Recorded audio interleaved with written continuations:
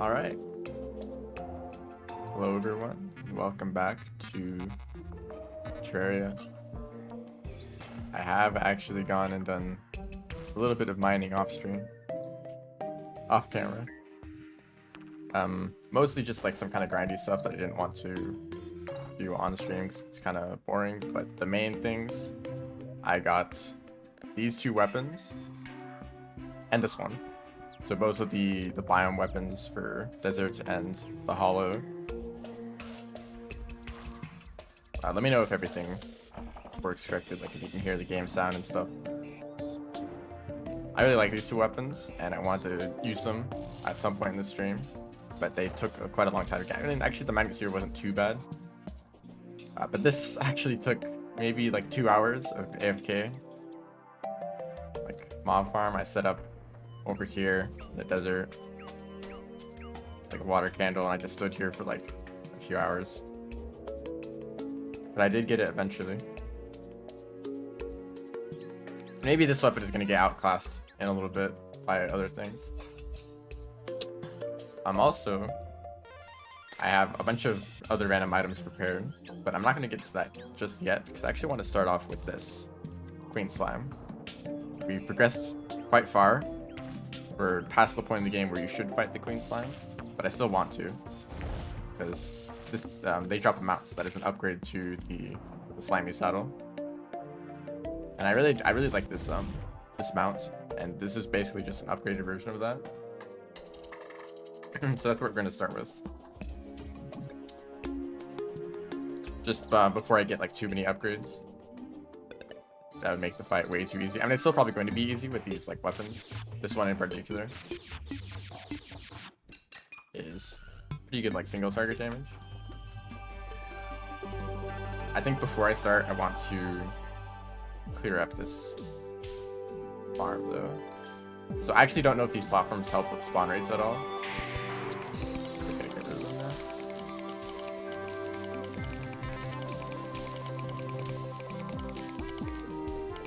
Got into the lake once you don't have food. If you're playing hang flat /in/e not /inverted.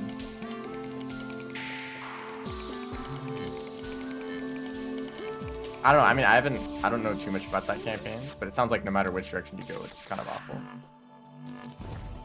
Watch me get another key. These enemies. Although I guess I can spawn in this.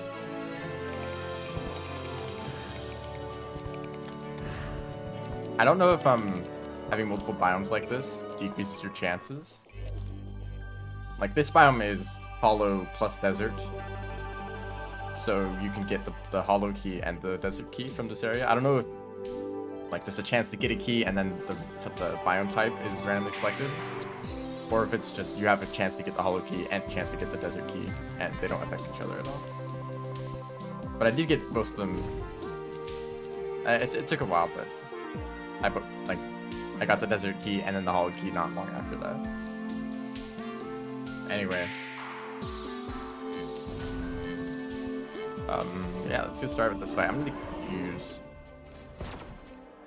both of these weapons. It's probably not gonna take that long, honestly. Maybe I can just use these two weapons.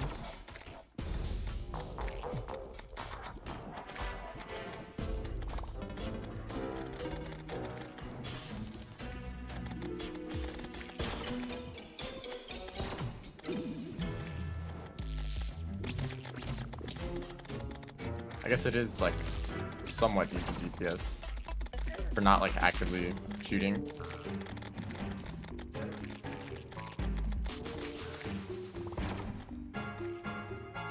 Yeah, let's just do this normally. Now this fight, I'm like over prepared for this fight. Still dying a little bit. I'm not really a fan. Because of the number of projectiles on screen. Like, look at this. These slimes at the bottom, crystal slimes that shoot all the spikes. I don't know how you're supposed to dodge those other than to just avoid them completely. Same with all the like random bouncing things that do like a decent amount of damage. I mean, I am a mage, so I don't have the highest defense.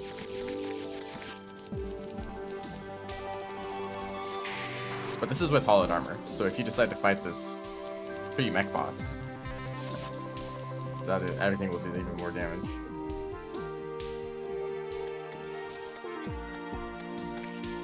Yeah, I don't even think I got it. Got the blade stuff though. And this hook. Some people really like this hook, but I cannot understand it because it immediately cuts all of your momentum. Of course, like it's instant, like you can use this to dodge stuff because there's no travel time. But I use hooks for the momentum to like swing yourself around like this. So I just can't get used to using that. I'll have to do this fight again.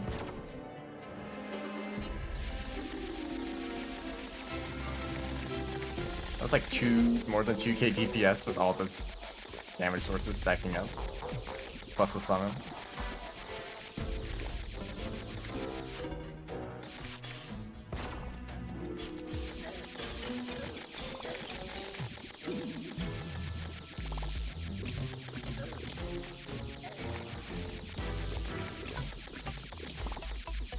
I guess it really depends on how good your wings are. If you want to just like fly and just like run away from everything, you can kind of avoid most of the projectiles.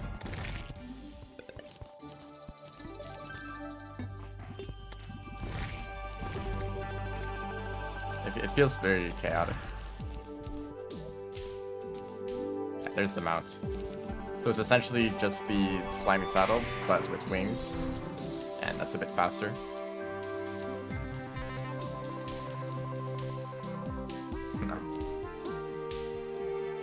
And I actually like this mount most for the vertical speed. You get this big jump, which you don't really use that often, but you can use this to fall very fast. It's kind of like a vertical dash, and there's not many like movement options like that. And since it's a mount, it doesn't use up any accessory slots.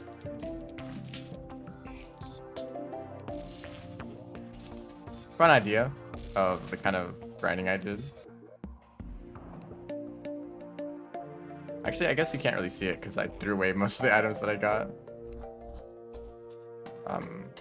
I have 90 light shards though, and 800 pixie dust. That's a little bit of look into that. Just talking about the end of campaign.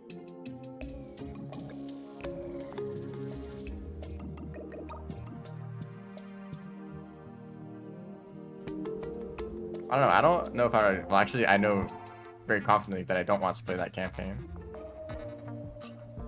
I've seen a handful of regions, like Garbage Waste is apparently just the worst place ever.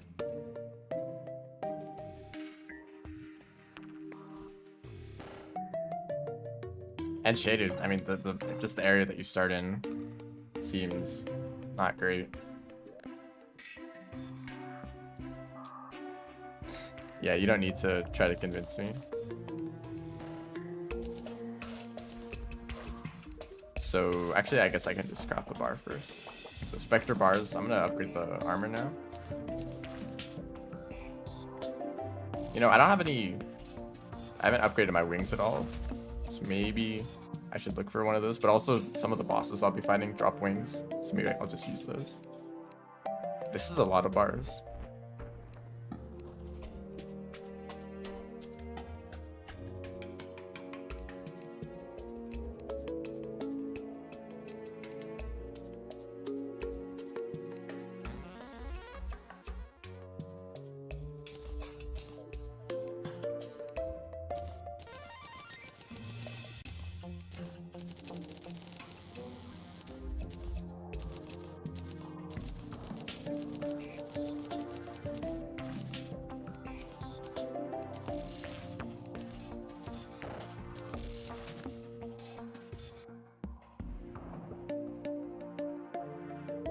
I forgot to render this one, sorry.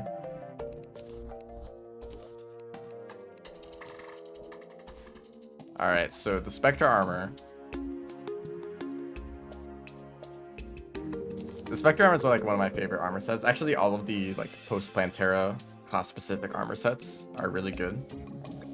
They really focus on the... These guys are just falling all over the place. It really focuses on one specific class and their like strengths and weaknesses.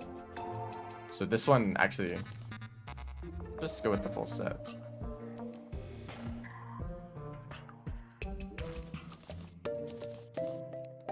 So basically, it's not very defensive. I think my defense might have gone down. But this is just because this one has lower defense than the other. But this one basically means when you deal damage to enemies, you get healed a small amount. But look at this. It also reduces your magic damage a whole lot. So this is like low damage with healing, which is very strong. But this one is just extra damage. So you can actually just like have this in the bandage slot and switch between them. So if you're low on health, go to this one. Your 2 attacks to heal up, switch to this one to deal more damage. I really like that kind of playstyle. Of course, you don't need to do this. You can just like not make the other head piece and then just stick with one armor set consistently. But I feel like your damage is so lowered with the hood that you only want to use this if you need to heal. And also, this is like one of the very few support armor sets because you can heal teammates. So if you're playing multiplayer, then you can be helpful to your team. Anyway, the next thing I want to do, this right here.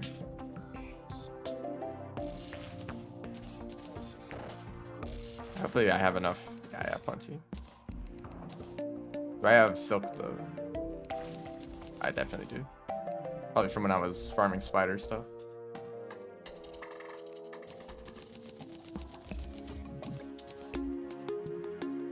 So there we go. This is the frost moon. People actually heal others. If you're playing like co-op with like a team. And also you don't have any control over it. If you're part of the same team, you will just heal each other.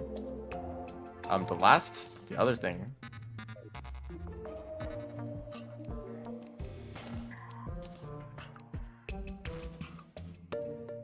Is this right here.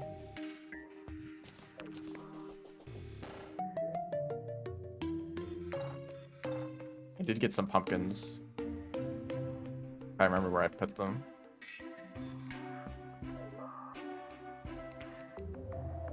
They are somewhere. Here they are. And what else was it? Was it ectoplasm? Yeah. So these are 2 events that I actually really like. Because events like the Goblin Army or the Pirates, it's just kind of like enemy spam that goes on for a bit too long. Nothing really changes, but these events, they have this system where as you defeat enemies, it progresses the waves. And so each new wave introduces new enemies and eventually these mini bosses, and it's those mini bosses that actually make the event interesting.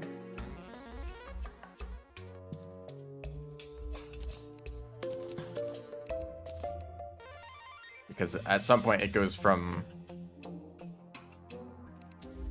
just like enemy spam to like actually fighting some specific bosses. Yeah, only 4 minutes duration. Not that great.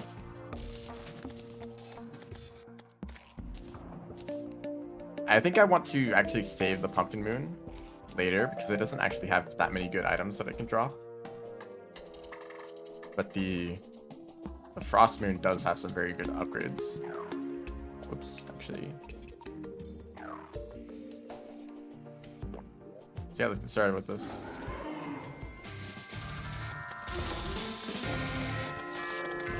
I think the Staff of Earth will be great for this, yeah. So I'll just actually leave this over here. Any enemy that spawns over there will just take damage immediately. I can just shoot over in this direction. Actually, I should have the damaging effect on right now.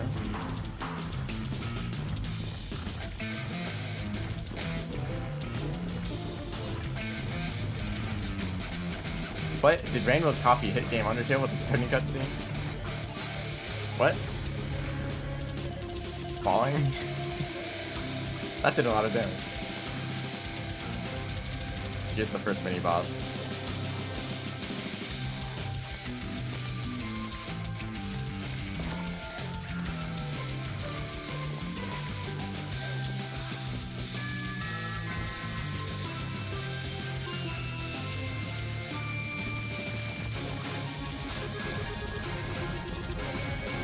once there's like multiple mini bosses at the same time, it's probably better to switch to the AoE.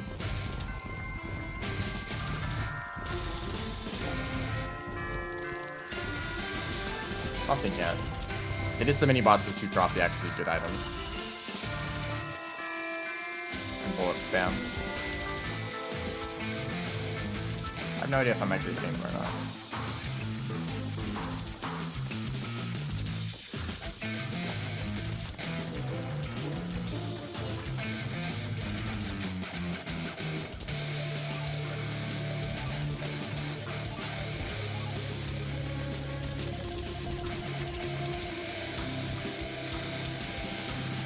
From Cookie Clicker? What?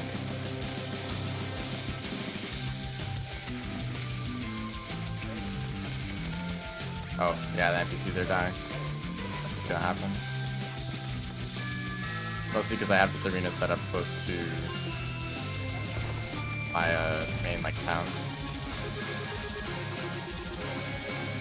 Is it really an arena? It's just a platform with like some flat ground below it.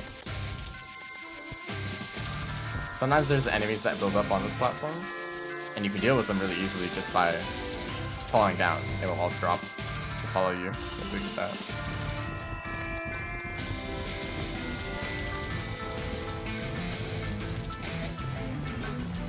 Guy is dead too.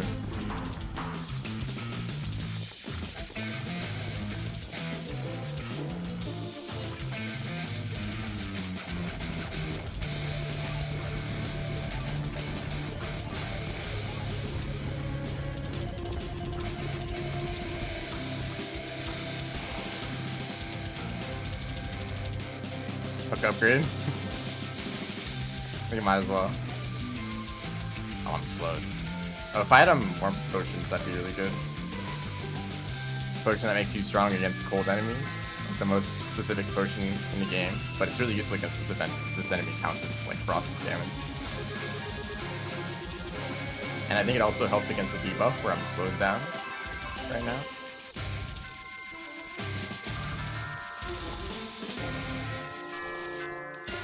I haven't gotten any magic weapons yet.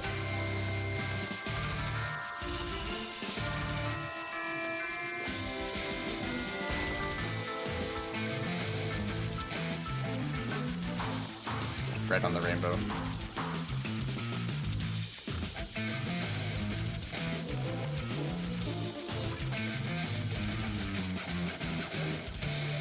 And immediately when the buff wears off, or the debuff wears off, I get hit again. So actually there's a cool thing about this event. Every mini boss that you kill drops a bunch of hearts. So if you're ever low on health, you just go to that big pile of hearts and you get healed up immediately.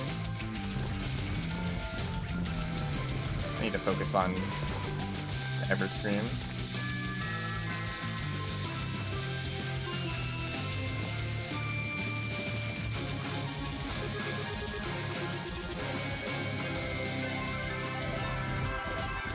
They drop it.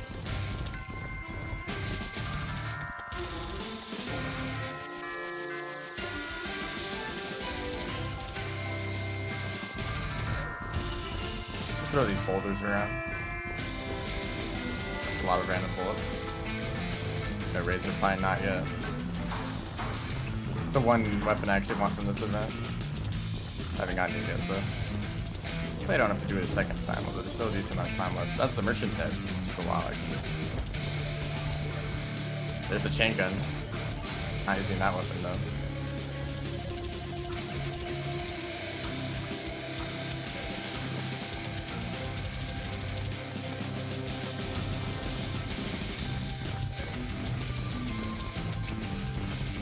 Blizzard staff. I'm not really a fan of that weapon.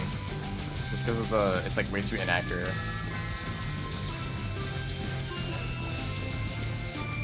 If there's a very large enemy that stays near the top of the screen, and it's like effective. Just fighting like random other enemies, then it's not really worth using, I don't think. So now I'm actually too low on health, so I can use this healing. It's like really strong. It actually does have a limit, like you can't heal more than some amount of health per second. But you're never going to reach that cap anyway. Well, you are definitely going to reset cap, but that amount of health is still like a really good amount. And if you were able to like go beyond that, then just with enough DPS, you could just instantly kill from anything. Especially if you stack a bunch of enemies together.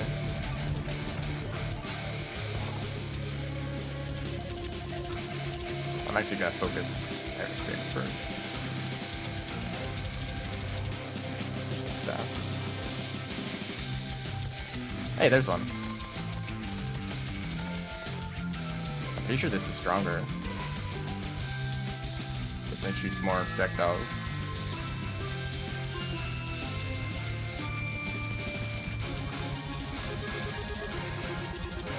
I think Razor Pine is another weapon that used to be the strongest magic weapon at a single target.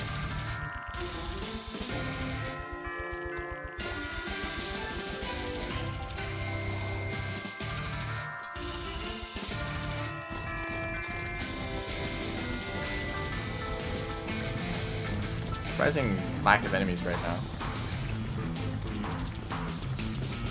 Terraria speeder is so popular that it turned it into a ranged slugfest and added its terrain world. Crazy how things work.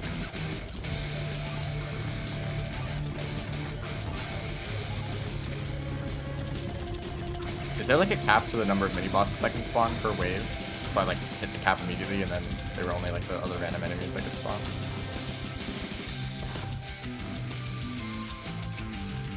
I could probably completely replace the Razor Pine, or the Heat Ray, what it's called. Weapon from Column. Oh dear. It's a predicament right now. So if I can get a Blizzard Staff from these two, it'd be nice.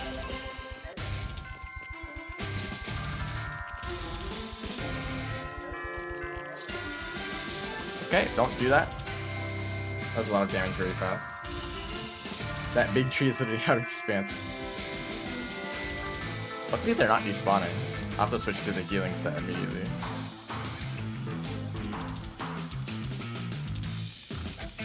Hopefully I have a hat now.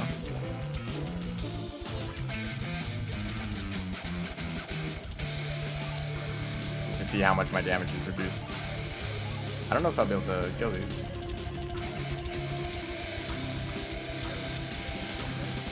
Okay, don't jump into them. Yeah, that's the end. Well, I don't mind about not getting the Blizzard Staff. I just wanted the Razor Pine mostly. Yeah, the funny thing is that the healing stat, I think it was nerfed a bunch. Like, it didn't initially have that massive damage penalty. Should I have bombs my hotbar? Probably should not. By the way, this weapon is really good. I love the reworked flamethrowers.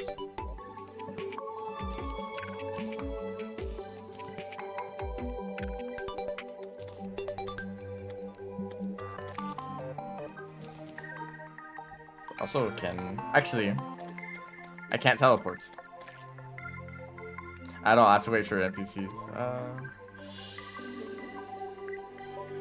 Guess I'll just walk there.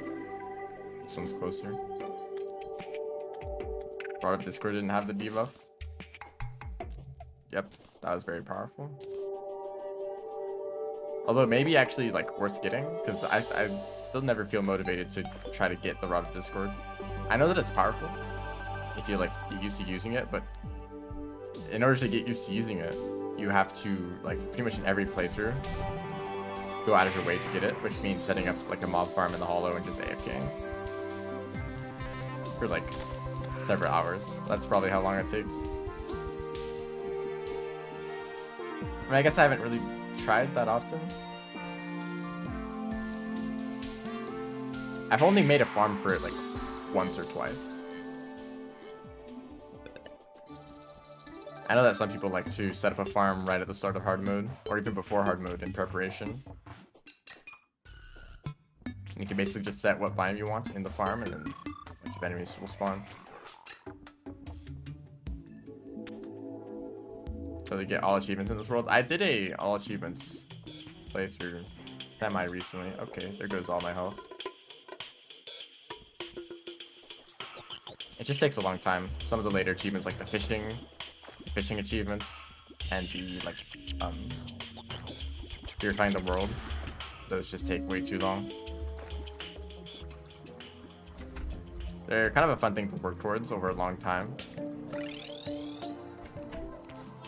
But like fishing just takes way too long. I have a lot of money. I'm gonna go for mythical. There we go.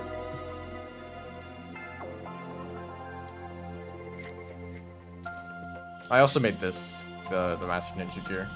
Small upgrade.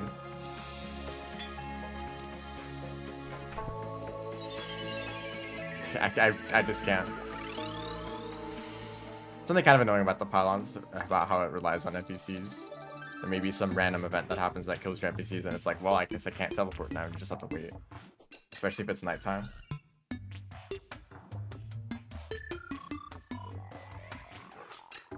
Terraformer and biocide potions? Yeah, I use those, but like, just one little pocket in the middle of the world that you can't see.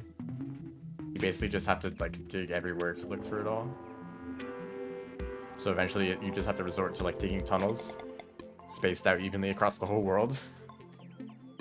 And like to some degree you can just limit that to the areas that are corrupted. But sometimes you don't really know exactly how much it's spread. And if you're going for all achievements, then you're spending a long time in the world, so it has time to spread.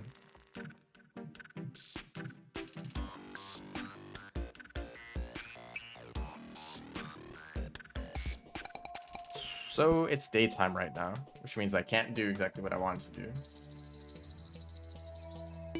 Maybe I can do Martian Madness? Another event. Now the guide is here, so I can teleport again. I think I'm gonna do Martian Madness. Yeah, well I have to walk over here again. So there's a specific way that I like to do this.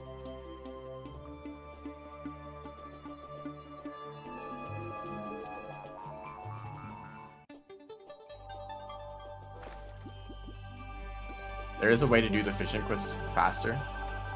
It's just to create a bunch of characters. So for every quest fish that you get, catch them multiple times. There's a way you can do that by like every time you catch the fish, you put them in a chest so you can catch another. You can't catch one while it's still in your inventory. And then you create a bunch of characters, and then for each character, you take the fish from the chest and give it to the angler. You just repeat that like multiple times. So otherwise, you can only do it once every day.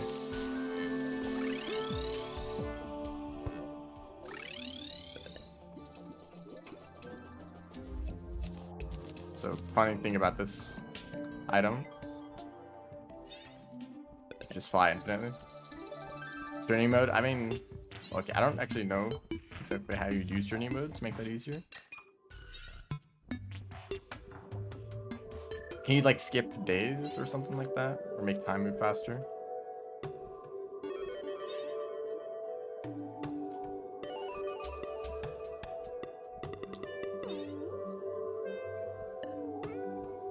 So for the Martian probe, they spawn more likely on the outskirts of the world.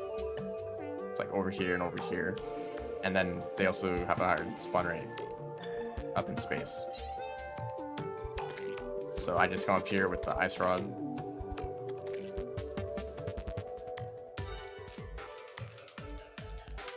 You can create a platform too. I said outskirts. There we go.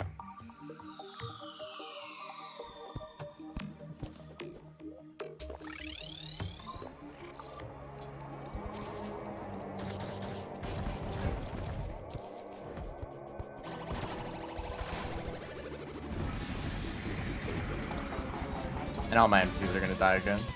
Wonderful. So those events, there's like none of these enemies drop anything useful. Like a couple of random items here and there. It's mostly the main saucer.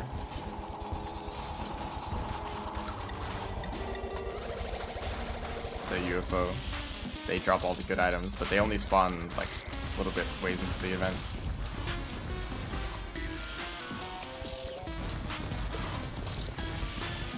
And also what happens is these Tesla turrets, they build up over time and they just spam projectiles at you, so you need to try to clear those out too.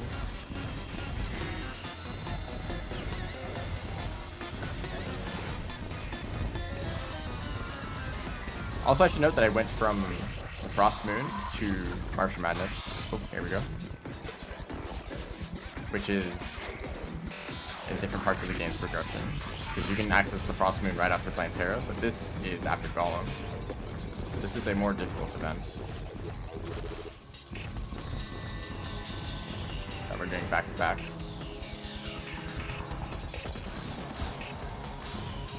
I think the boulder, I keep wanting to call it a boulder staff, which makes sense.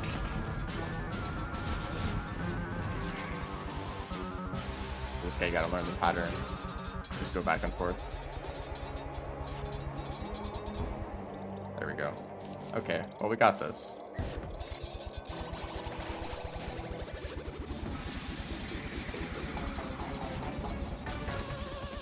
I actually don't like using this mount. Maybe I'll use it for the rest of the event, but I'll probably go back to wings.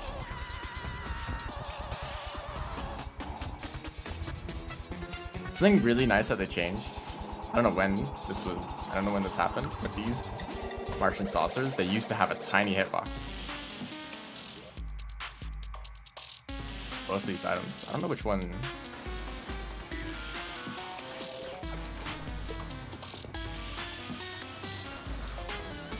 This laser is kind of cool. This weapon was reworked. So it like cycles between the attack types.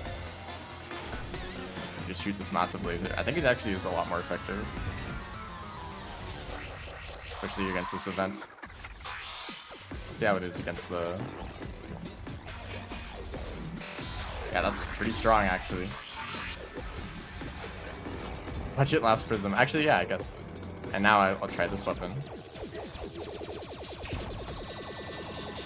That's good damage.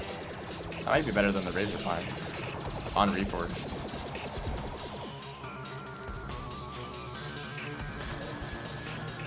Fusion.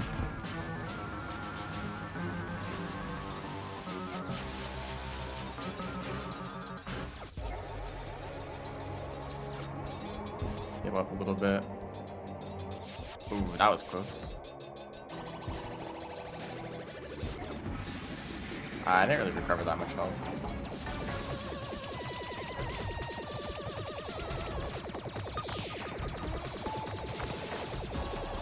Actually, do I need anything else? I don't think so. I got all the weapons I wanted. Mainly the laser machine gun. And there we go. That was actually went really well. I haven't used, actually I've very rarely used this weapon at all. Especially not since it was reworked. Because it used to be like you had to charge it up, and if you charged it up enough, it would do the big laser attack. But now it's like you just hold it down and it cycles between them, so it starts with a small attack, goes with the big shots, and then big laser. It actually is very mana efficient. Electrified, yeah, just does a ton of damage.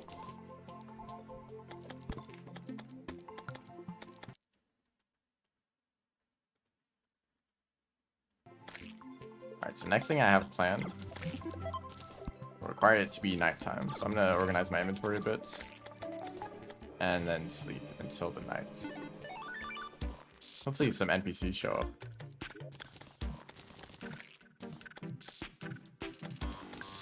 And I would like to reforge these too. Presents. Oh yeah, so when you defeat the Frost Moon or the Pumpkin Moon, it switches to that like season. So it's like now these presents drop. Like actually this is a really good thing to get. I didn't get any more. That's great.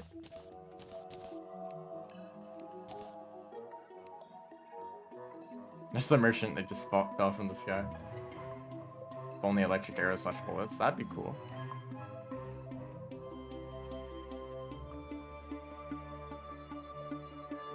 I would like to see I mean, actually, they made a really good progress towards this. Yeah, can't teleport with just one NPC. In actually a fairly recent update, not from originally 1.4, some update after that, they buffed a bunch of debuffs. Because like the like fire gauntlet or whatever they're called, it makes your melee attacks inflict the on fire debuff, which did like a few damage per second. Like that's a great upgrade to get like in like hard mode. It barely did anything, but I think that debuff and many others in hard mode are like decently strong now. I don't know if I care too much about these plants anymore. But they buffed a lot of status effects, which means that there's like maybe the possibility of building around it where you just try to inflict as many debuffs as possible. So like on fire, frostburn, poison, venom. But even that like doesn't do too much damage. So maybe it'd be cool if there were more things like that electrified debuff. Could be cool. If I want to reforge these, I might have to get moving if another NPC doesn't show up.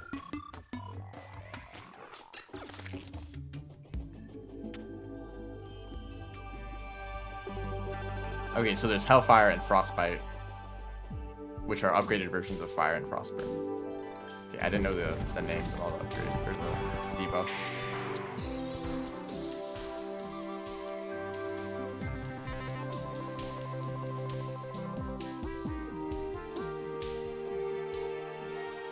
Okay, well, that's great. Just had to wait a little bit.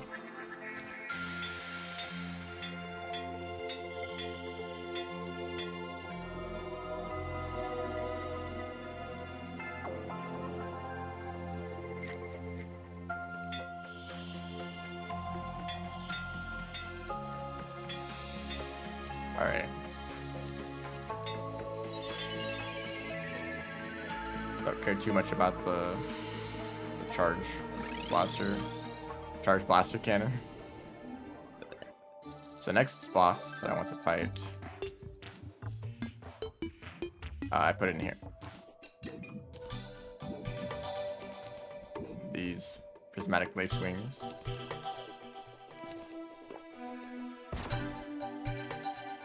Can I actually just do this?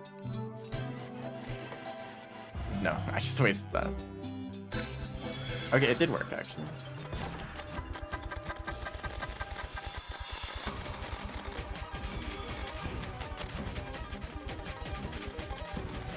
Actually, I think I'm gonna use this. I'm not sure which one does more damage, but this one has more range and accuracy.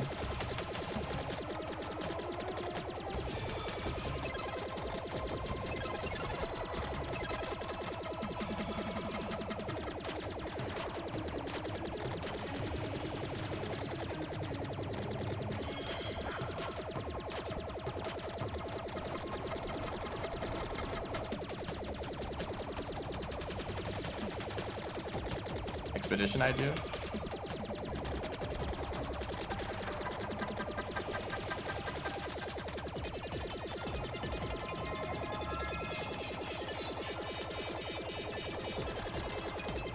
A little busy right now. I'm trying to think of something. There we go. That went pretty well. I really like expeditions that involve a lot of traveling. Maybe if you try to get like echoes and pearls and stuff just from different parts of the map. So like 2 expedition goals of like getting an echo, but one's in like Shaden and the other is like in Sky Islands or something. And then like collect a pearl from the wall and a pearl from subterranean, you know. I actually got the item. The night glow. I actually don't know if this is good. I don't think so. I'm gonna fight her again. Okay, and then lose that one too. I know that if you summon her in the hollow, the butterfly doesn't despawn. But I'd rather fight in this arena.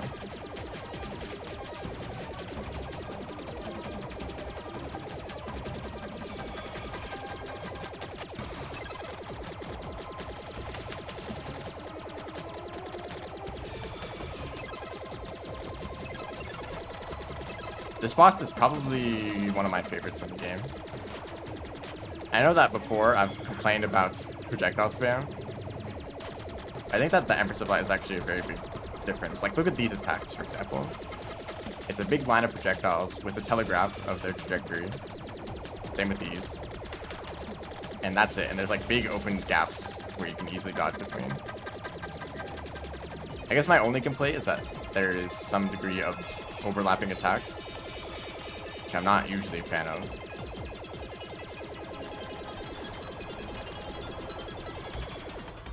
The way that you have to like dodge multiple things at the same time. But the pattern is very consistent. I think that's why it works with this fight, because you always know which attack is going to come next. So it's not just random overlapping attacks, it's the same set of overlapping attacks that always repeats in the same pattern. So you can learn that pattern. Is this a better wing? I'm gonna do a quick test.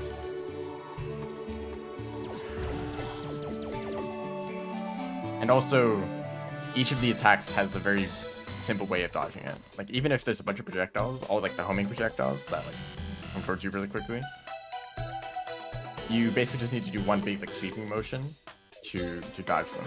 It's not like trying to fit in between the gaps of individual projectiles. It's more like making big motions to dodge all of them at once.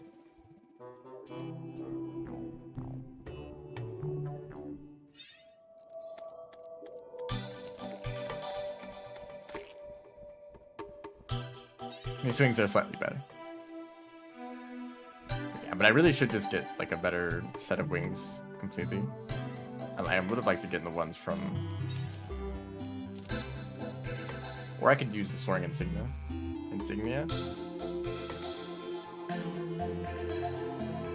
Empress of Light, true melee. I will do the daytime fight. I will do that.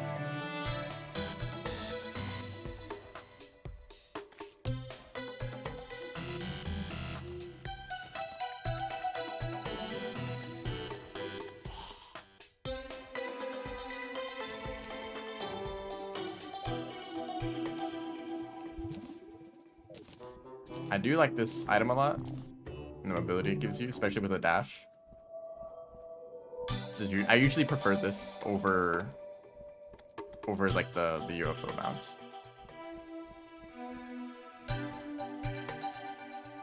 Something that I want to do real quick. Actually, still have NPCs alive. That's nice. Something I should grab first.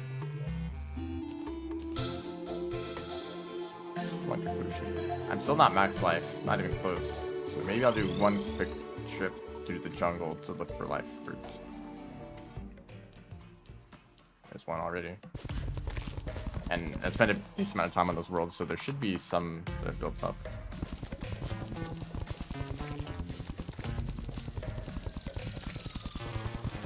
Moonlord is actually like a decent fight true melee.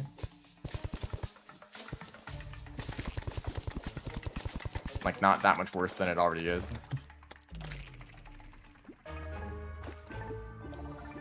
Although, like, the main strategy that I use for that fight is just to run away. I'll get to that later when I actually do the fight. But, like, true melee, like, you probably have enough defense to not worry about most of those small projectiles.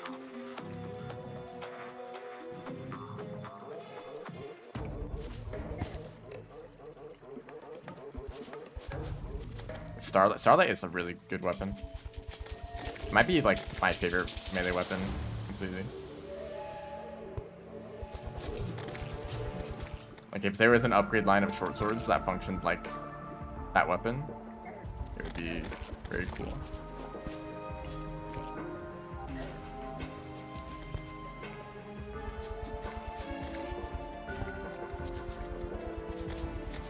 Oh yeah, in Master Mode, I guess that much defense doesn't really do anything. Even though, in a bullet hell, or just game with lots of projectiles, you know, the faster and like more frequent a projectile is, the less damage it should deal. So like the big death laser, if it deals 300 damage, that's like decently balanced because it's telegraphed and it's very obvious that it's something that you need to dodge. But if there's like a bunch of like random homing projectiles spammed everywhere, then they should not deal that much damage. So you're going to get hit by them all the time. And if there's a projectile that you get hit by often and that is hard to dodge, it should deal a small amount of damage. That's like where it's not really about can you dodge this attack, it's how much can you dodge it. And you will get better at the fight by dodging it more often and not just taking that like small amount of chip damage.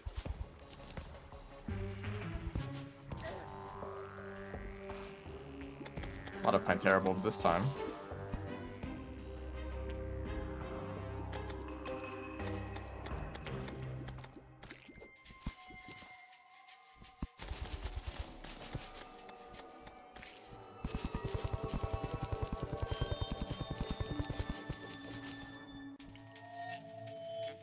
I think the life route is in this direction.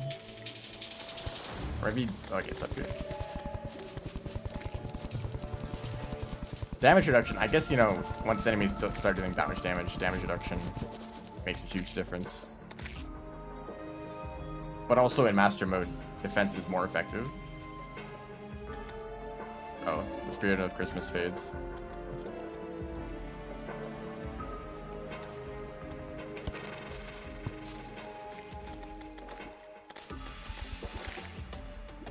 I was pretty close to accidentally summoning Green Bee. I don't think that would be a problem. But it could have happened.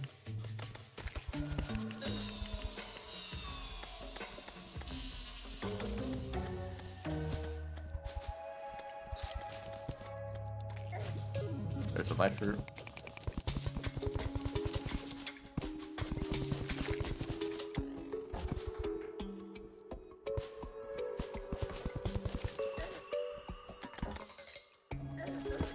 I think this is mostly good. 475. Not completely max life, but close enough. It's not like it will matter for this fight anyway.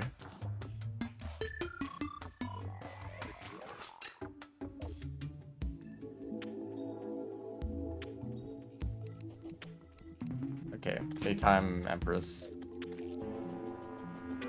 See if I still remember how to do this. And if I can even summon the boss in the first place.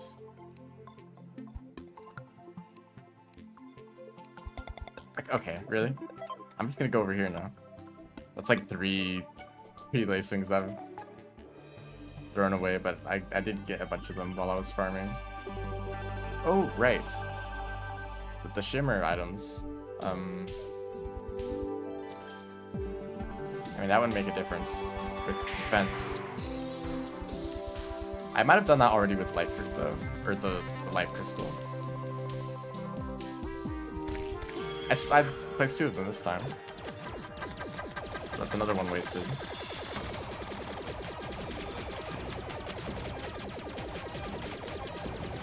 That's fine, I'm just gonna beat it first try anyway.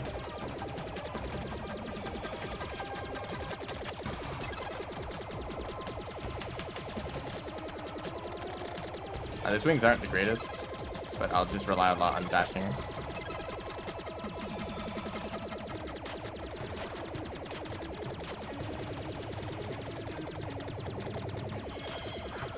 This is where the real fight starts.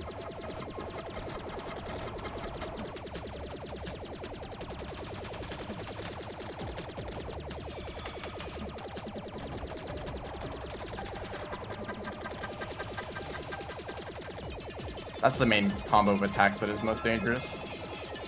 I don't know the names of any of the attacks, but that was risky.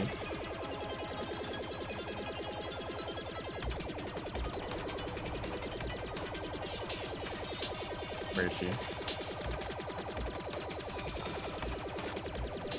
Alright, there we go. I did say.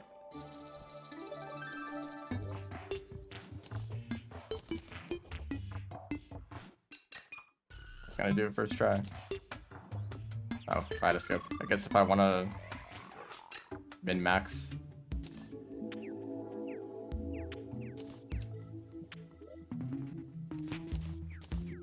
Not really. I will use this though. I do like how summon weapons you can kind of use on the side. Yeah, now I just have these two swords that do extra damage. I could reforge it though. This means that even if you don't do a summoner playthrough, you can still try out summoning weapons, just kind of on the side. They were also very nice for the AFK grinding that I was doing. I think I prefer the laser machine gun over the razor pine.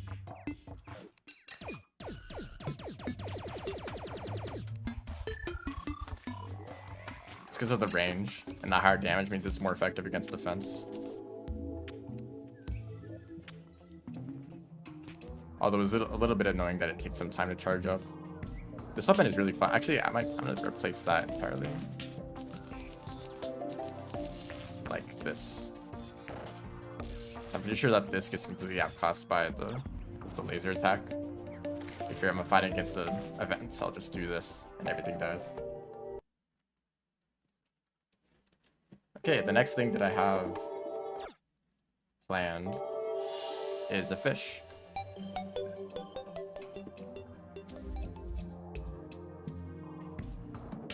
I also put this in the void bag. Fish time. Oh, I had a fishing rod right here. Not like 10% fishing power makes a difference.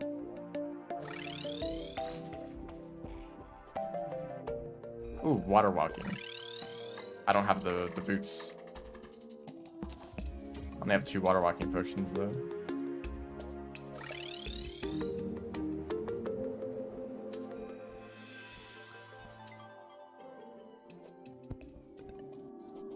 Now, Fishron drops some wings.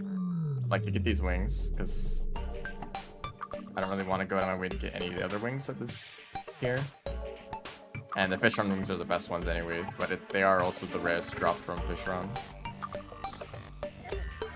Yeah, just straight up ran into those.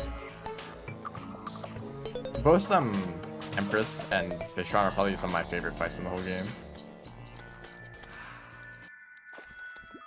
The focus on like dodging like fast attacks. I feel like it's exactly the direction that late game Terraria should go in, instead of the like bullet hell of like Calamity, for example. Like Fishron and Empress, I think should have been the templates for like late game content.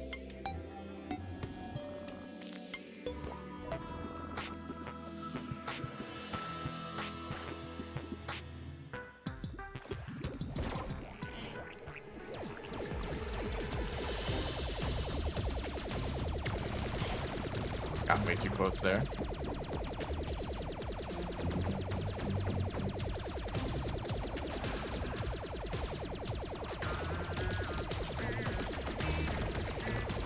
Second phase. Oh, that was fast. They deal a lot of damage with all these like stacking effects.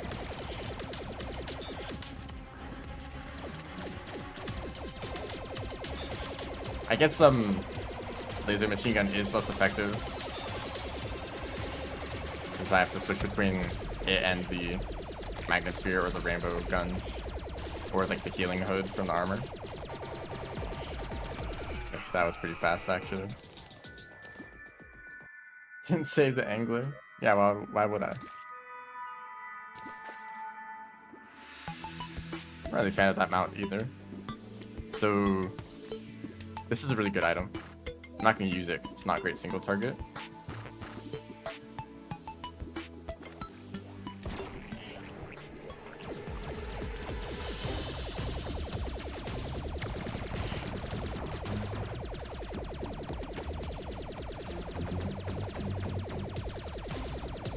I guess I'll just use all of these until I get both of the items that I want. Okay, I just immediately took damage from that Sharknado.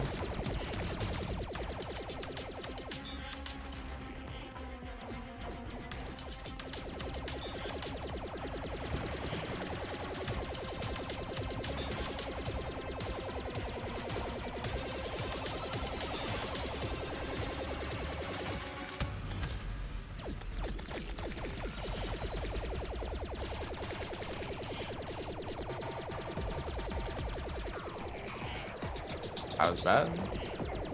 That was also bad. That was, yep, this is going great. Might want to spend a bit to recover my health. Okay, there's the fish run wings, so next fight will be a lot easier with this mobility. But I still don't have the bubble gun. That's the weapon I want.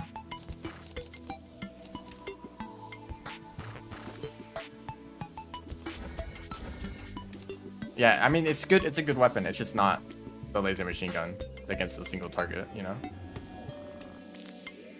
Can I make a campfire? Real quick. Put that down. That'll probably be fine.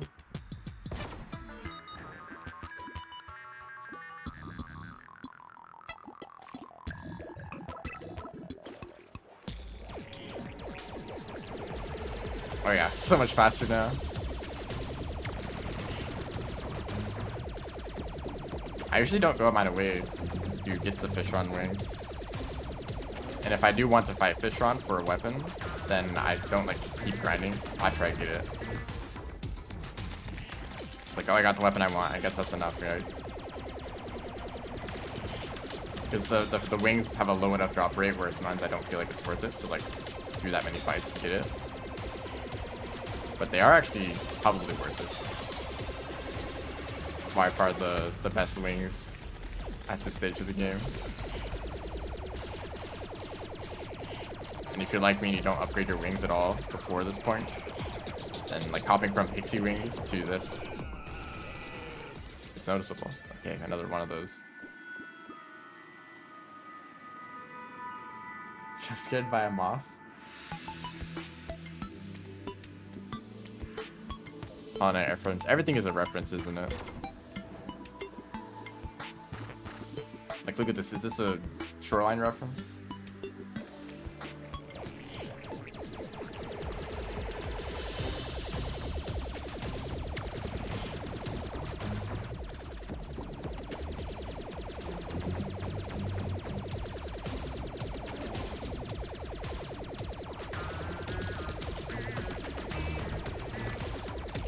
You know, actually, I just had an idea right now. But if you took a fight, or if you made a boss fight that was kind of similar to Fishron, where they like dash around at you, except instead of a fish that uses like water attacks, like the bubbles and the like, water tornadoes, what if it was like a dragon and it had like fire attacks and shoot like fireballs at you? That'd be crazy.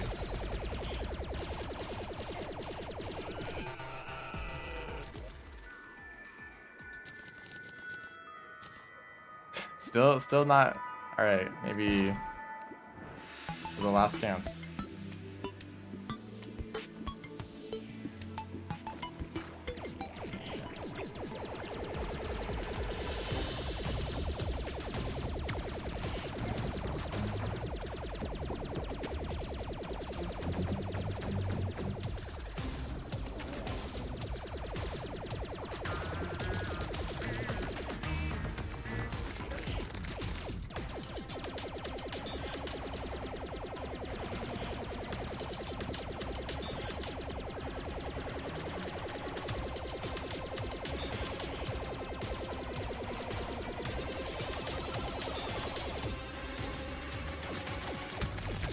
A lot of sharks.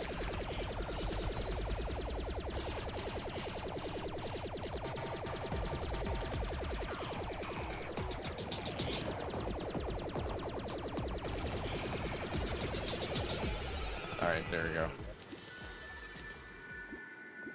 Just got a bunch of tsunamis. All right.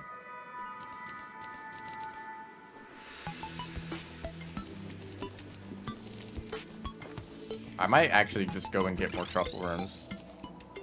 I would really like to get the bubble gun. It's probably one of my favorite magic weapons.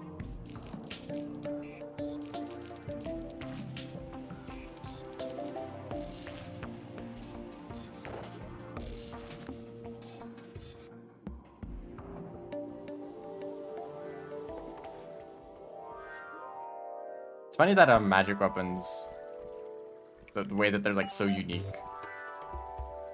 It's a lot of the time, I guess it's something that Calamity might do more, but just within like vanilla Terraria, just like the the ranger class, for example, if you use guns, then there's like the mini shark, the mega shark, and the chain gun, which are kind of like upgrades of each other. It's like a gun that shoots very fast.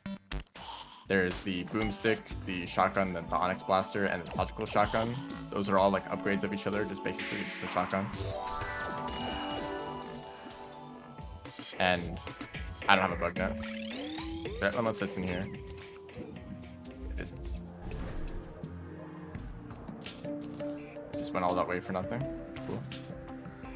But a magic weapons don't really follow that kind of formula, where it's like one weapon type and then a bunch of upgrades. Like there are a handful of weapons that do have like upgrade versions, like the Crimson Rod has one.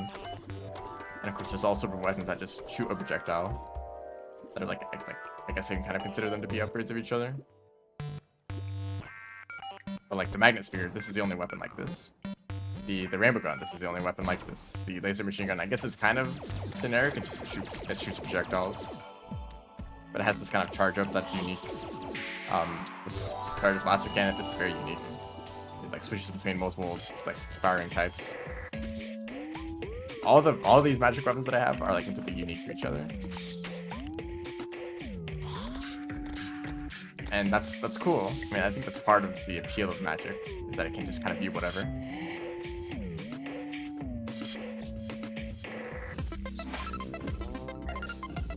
Where is this truffle worm? They're underwater and I can't see them. There they are.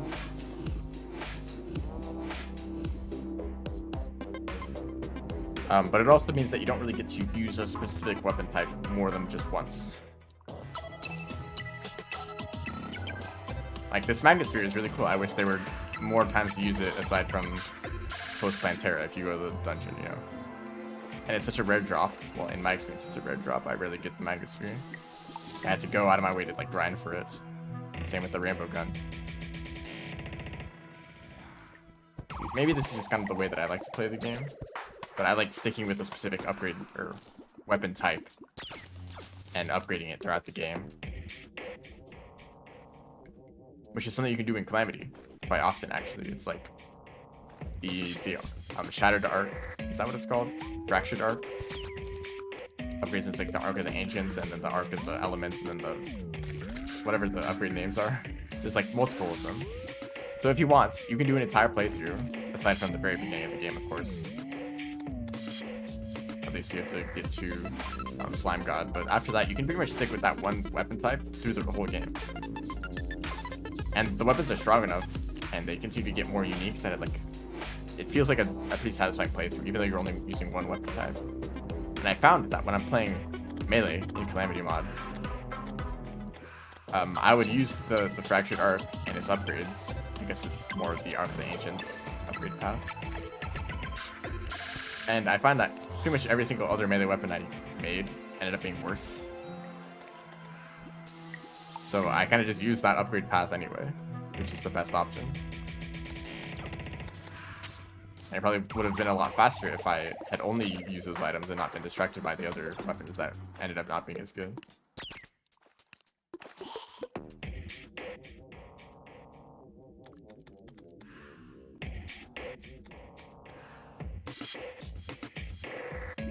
Oh, there's a drop worm over there. Somewhere, some universe. Oh, there it is.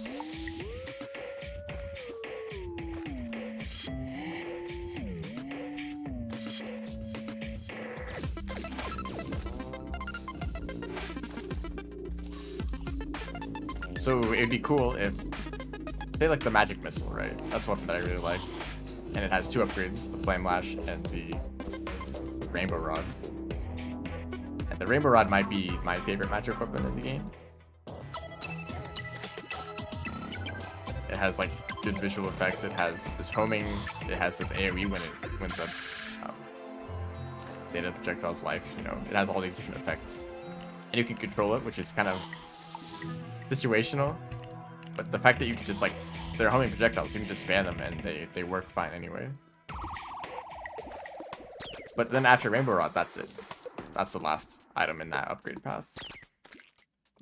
And it would be cool. I think this is something that Calamity should do. Their upgrades of the the Rainbow Rod is really bad for some reason. But make a maybe like post Plant Terra or post Golem Rainbow Rod, and then like a post. I guess that's pretty much the end of the game, right? But for Calamity, there would be like a post Moonlord one too. Oh, that was staying right on top of that one. I think 8 Truffle Worms is enough. Maybe I'll use this weapon too.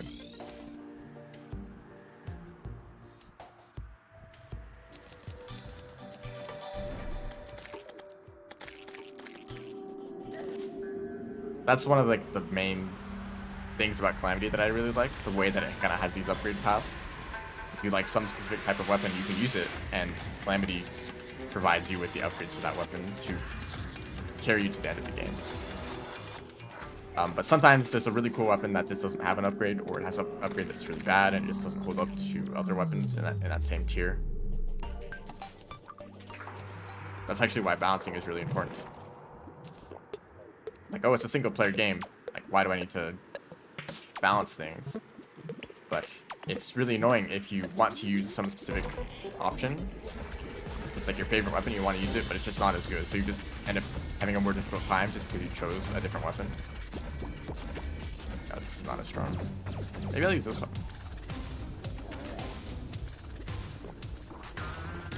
Actually, decent damage. But the laser machine gun is the best. I mean, of course it is. Uh-oh.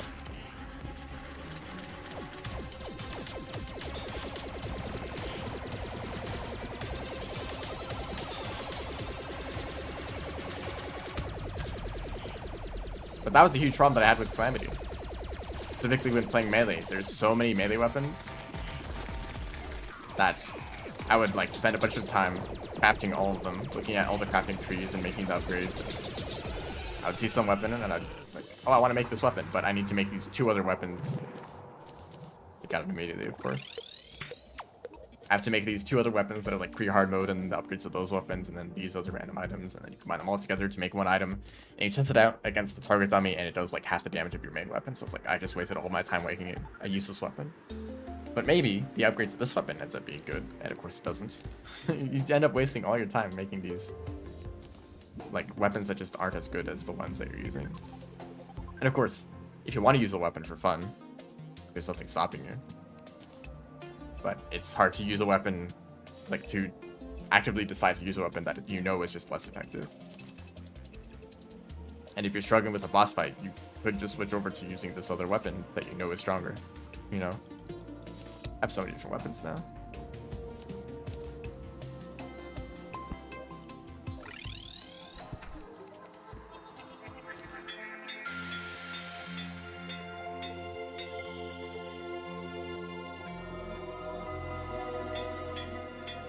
I have 10 platinum. I should not worry about reforging too much.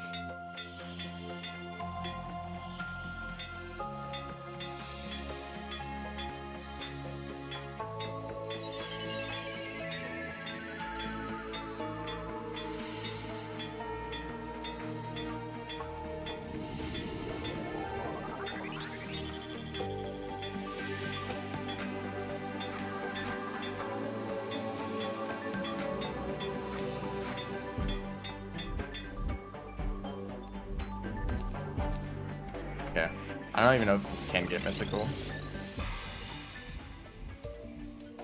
So I think I'm going to hold on to all these weapons, but I'll switch to them out depending on what I'm doing. Like, this is only effective against events. Speaking of events, oh goodness. Is this going to be really bad?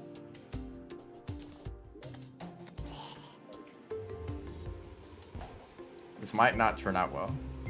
But Reforged mythical. It's like the best. Maybe it can't get like lower mana cost. I know that sometimes there's weapons that can't get a specific buff, and it's like you just can't get that reforge, even if it's usually the best one.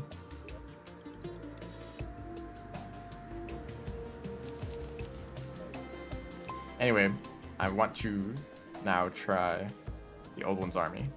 Now this is the post-Golem Moonlord's Army? Yeah. Old One's Army.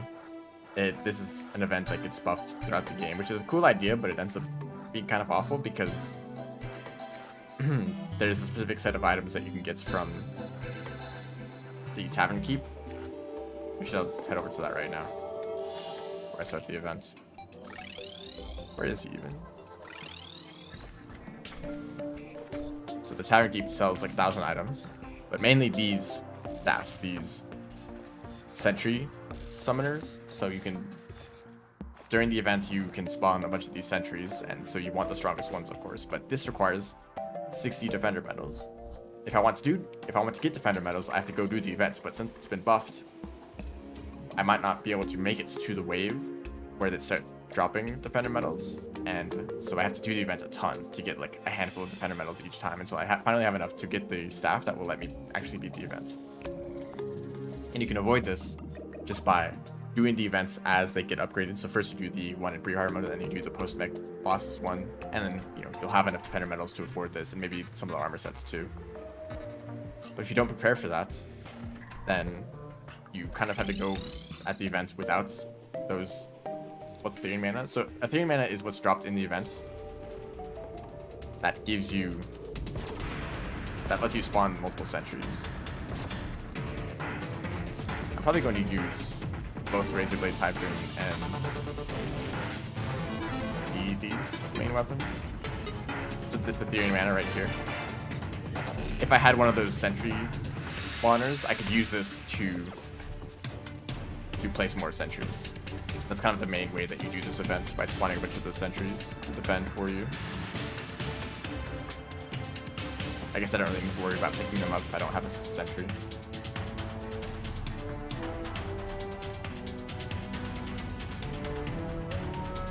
So actually the Rainbow Rod, or the Rainbow Gun, is very useful because I can just shoot that out. Like, this kind of acts as a sentry.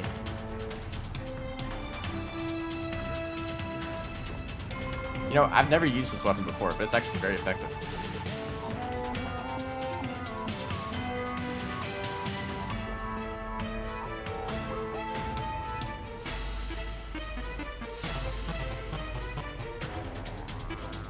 Maybe it just got buffed recently.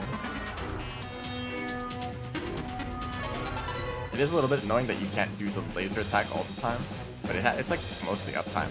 It's this laser.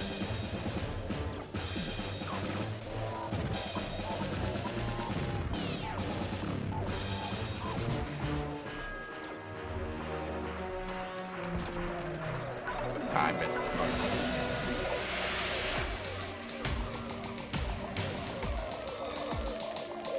This bubble gun, very short range, very high damage. Not a very common magic weapon type. Monkey. Loon's tower defense? Is that what you're saying?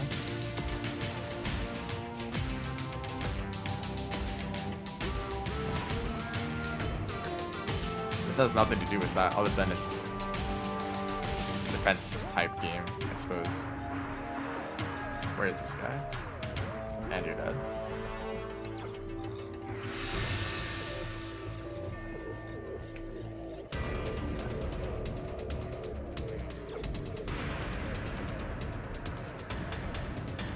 So the main problem with this event is just that it's slow.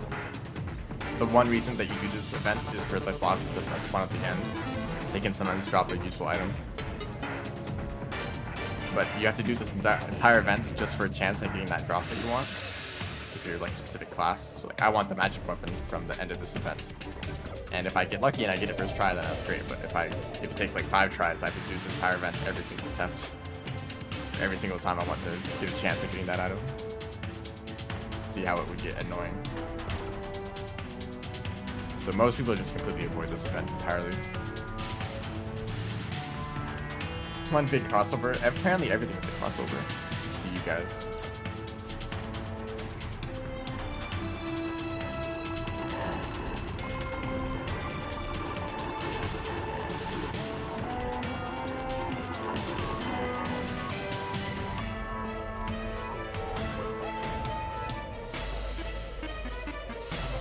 Also, this rainbow gun is like way more effective than I thought it would be. It's like single-handedly dealing with the entire right side. What? No.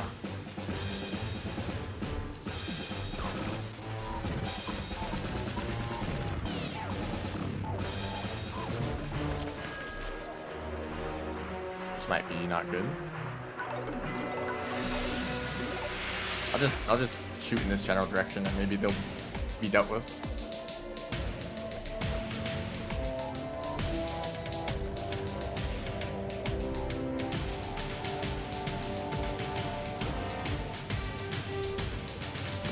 Yeah, I know that this is actually a crossover. I'm aware of that.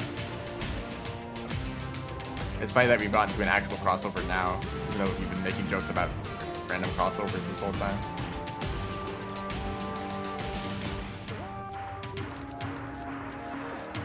Oh, those mana stars built up. What's the final wave? Is it next wave?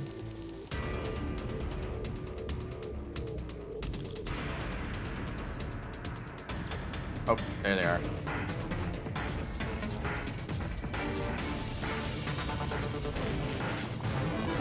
I might not be able to use this weapon effectively. Too close range. Now, I have no idea how to do this fight, because you have to focus on actually defending like the normal enemies, and I focus on the boss. Maybe I'll use this weapon. But then the normal enemies are piling up. Normally you would have all the sentries to help you out with this.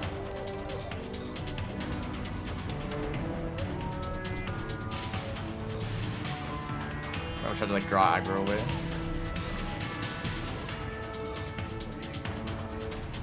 And then I can drop down and do this. Rainbow gun is no longer here.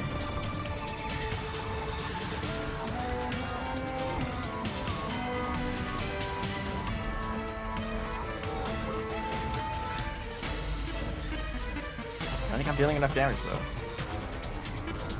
If I just focus on the block. Yeah, I think I can just do this.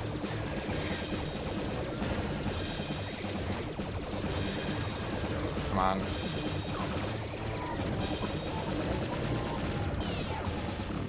Alright, it actually worked.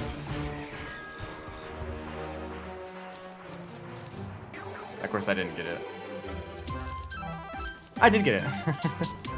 I didn't notice. That's sick. I don't have to do that again.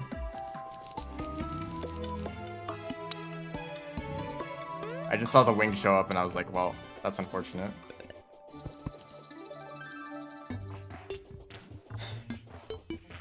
I have so many weapons. How to get better squid kid ever up? Feed the bat flies? Actually, I don't think that works. It might work. Mostly just don't attack them. So just don't have batter up in the first place. So about that event. It's not great.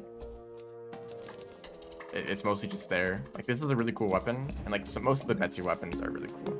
And it would be great if you could actually use them consistently. So much stuff.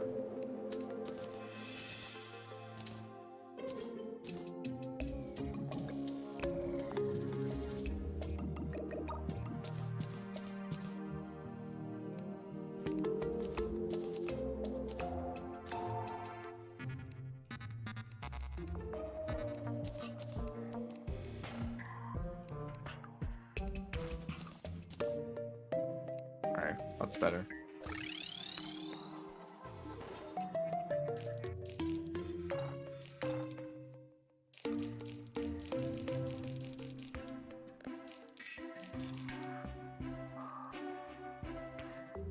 Make sure I didn't sell anything actually useful.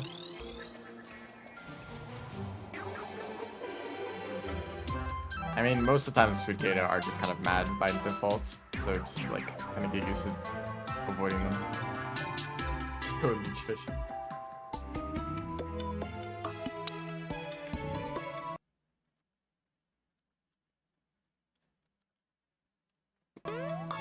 I guess that's pretty much everything that I had left to do. It's just the end game now. Oh, I never reforged this. So I get both of them.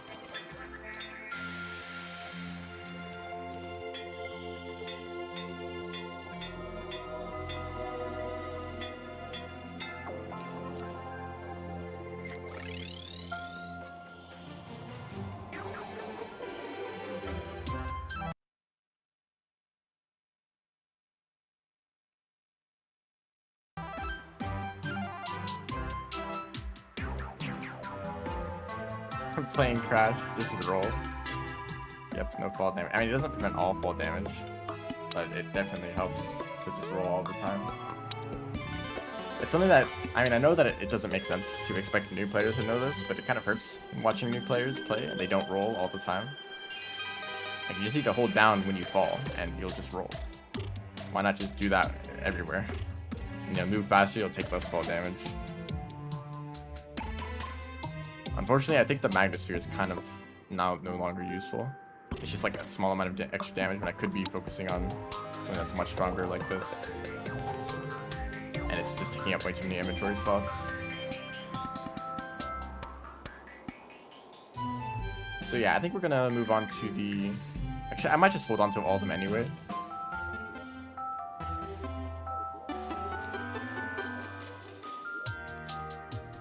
Yeah, might as well.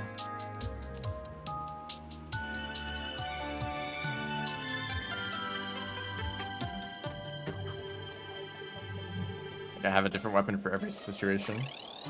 Against this boss.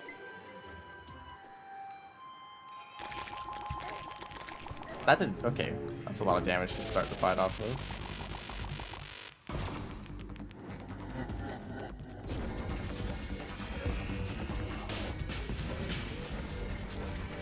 I'm gonna use this weapon just because it's homing. I don't have to aim. Actually, it kind of deals not good damage.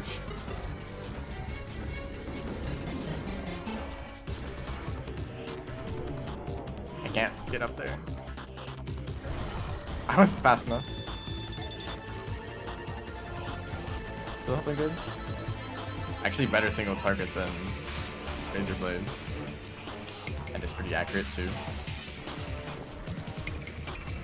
I should bring this guy over here.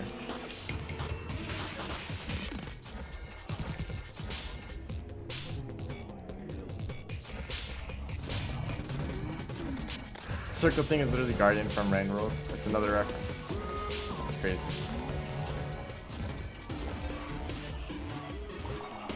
No, don't bother with that weapon.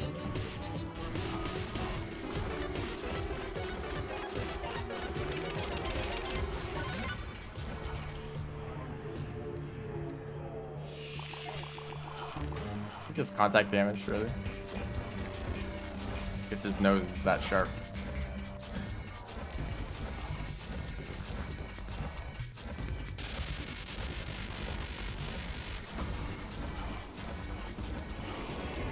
Totally gone with the totally exclusive song. I mean, it's Lunatic Cultists. Like, do they really need their own song? So this fight, it's kind of cool with all like the unique magic attacks, but they're so small that it's like annoying to hit them. And they always move to directly above you, so if you're flying to a dodged attack, he'll follow you and then be even higher. So if you fly up to follow them, then you just kind of keep going higher and higher. It's kind of annoying, but I guess you can kind of work around that just by moving more carefully. So I don't need this couch.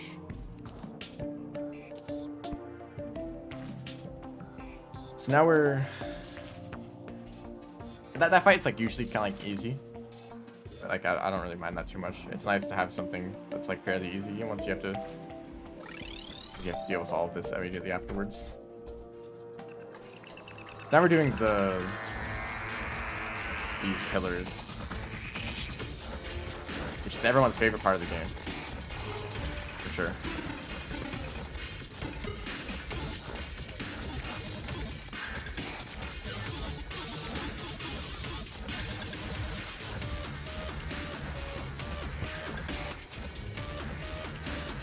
Very skill-based gameplay right here.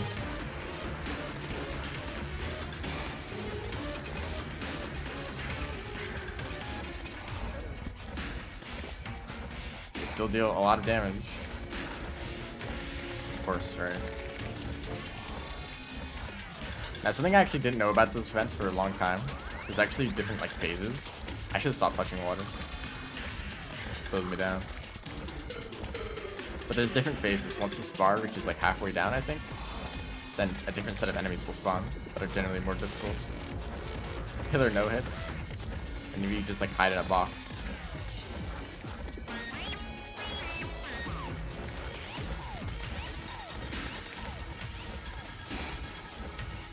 yeah, these events, they aren't the greatest. It's kind of a problem with going this late in the game. Like, we've gone through the whole world in hard mode, and then once you enter hard mode, you basically explore the whole world over again with the new enemies and stuff. And now that you've done that, you've basically done everything that there is to do in the game. How do you add content on top of that? And so Terraria says, hey, let's just add these pillars, and they will spawn a bunch of enemies in. This is kind of the last time where you fight a bunch of random enemies that aren't bosses. And so they are very difficult. But I feel like at this stage of the game, it doesn't really work. It doesn't work as well as, like, other parts of the game. But mostly the main problem is that it's just kind of slow. You have to kill a bunch of enemies. And, like, this is it. I've just been holding down one button. Ow. And you just need to kill, like, 400 enemies over the whole event. It's just kind of boring, and you're not really exploring anywhere new. It isn't like the jungle temple where it's a whole new area you're exploring. This is just the snow biome on the surface with a new set of enemies for the pillar. Oh hey, more weapons. I really like this weapon. I'm gonna use it.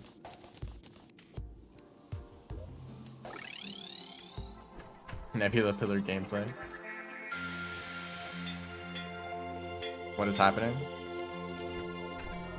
Basically, there's these 4 pillars that have spawned across the world. We just killed one. For each pillar, it spawns a bunch of enemies that correspond with that pillar type. And once you defeat 100 of those enemies, the pillar will become vulnerable. You can kill them. I can get both. I could.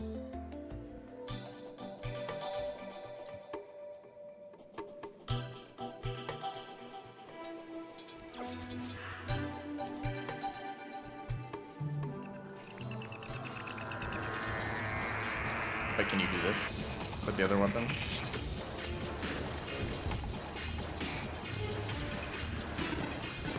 It's way too slow to catch up to that.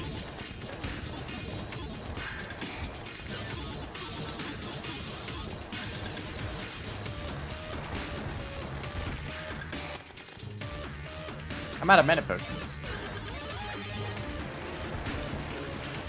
Got to restock on those.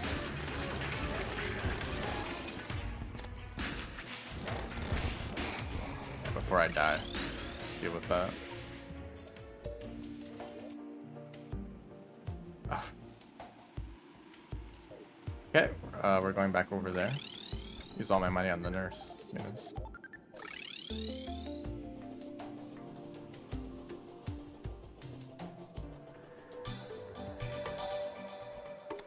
Yep, no mana potions.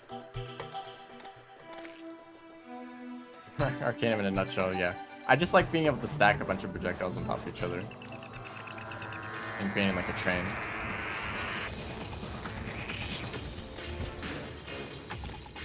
For most enemies it is effective.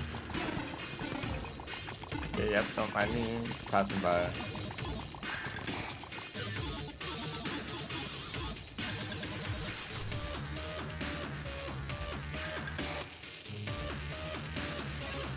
That should be enough.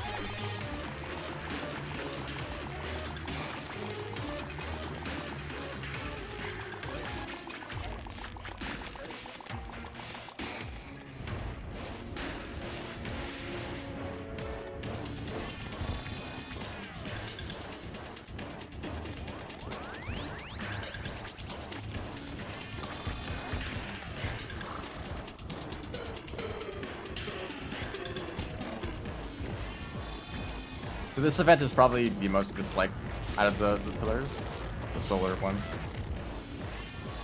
And just mostly because the enemies are very aggressive. Like these guys charge at you with knockback resistance. These guys charge at you if you're in the air. These guys, like, everyone has a charging attack. Which makes sense, this is the melee pillar. Every pillar corresponds with some class. The first one I killed was for magic, which is why I built a magic weapon. This is the melee one, so it makes sense that all the enemies are melee based when they try to like charge at you.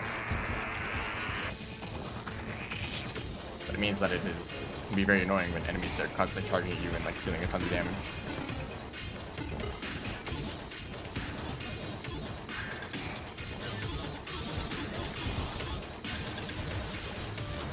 Especially one of the enemies is able to deflect projectiles. They might have changed this, but I remember they, at least at some point, they used to be able to reflect. Okay. You can shoot at them with a bullet that deals like 200 damage. Because you're at this stage of the game, right? That bullet will come back at you and deal 200 damage to you.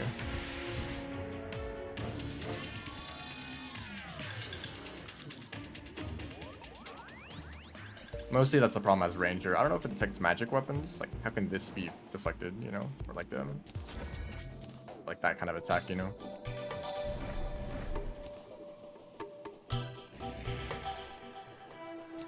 I might add, maybe this is better. I don't know.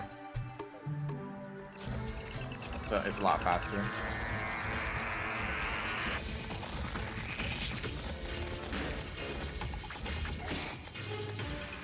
Wow.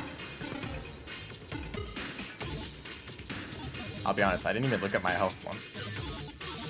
I did not expect to die instantly. That was enough enemies though.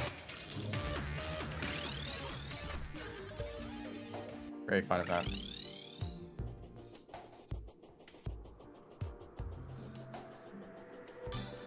Sometimes you kind of end up in this like cycle of going to a pillar, killing like 10 enemies and dying, and then going back and just repeating. It just takes forever to actually get done with the event.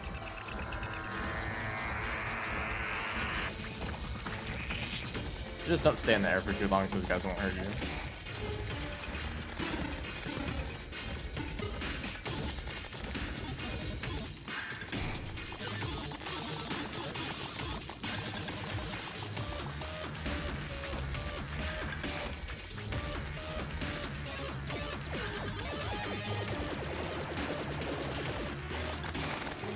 Okay, this is over.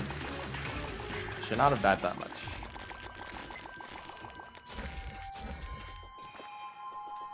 Yeah, it really depends. I feel like they might have changed it recently, where they don't reflect the projectiles with as much damage or with as much accuracy.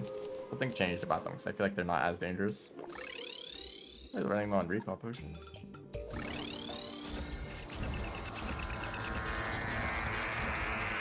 This one might be my least favorite. Especially with the shotgun guys. They were actually buffed in a recent update, where they aim at you more accurately.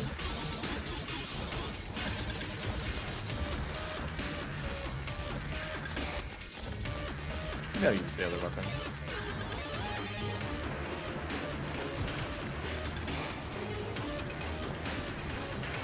Already being able to just do this and like just lay out a bunch of these projectiles that last for a long time.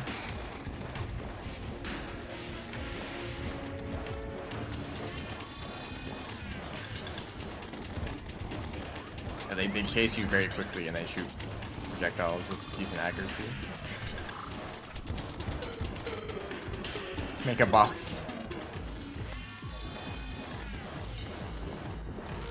That actually works with most of these events. Just make a little box and hide.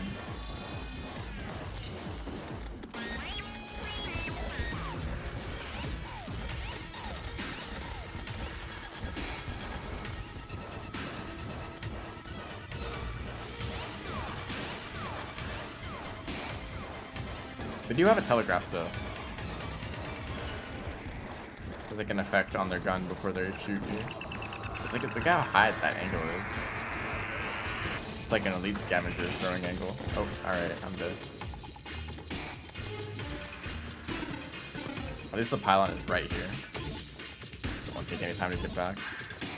I think maybe this weapon isn't actually that effective.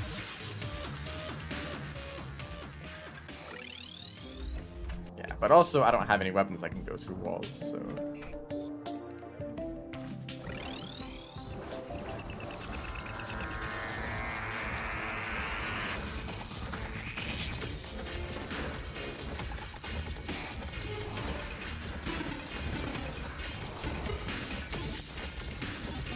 You can do pylons during killers? You can. You weren't always able to. That was like kind of awful. Yeah, let's make an event where we place these pillars across the whole world. And then let's disable the one way that you're able to like get to those areas. But they changed that back so that you can use pylons.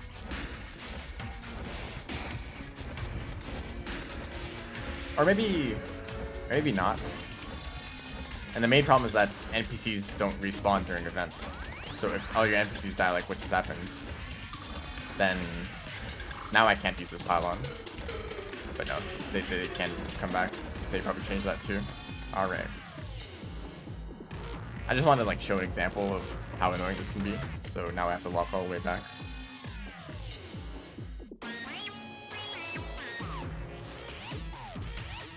That's another NPC wants to show up.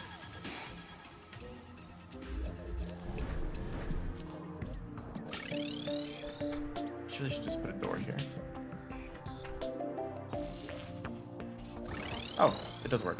2 NPCs are already here.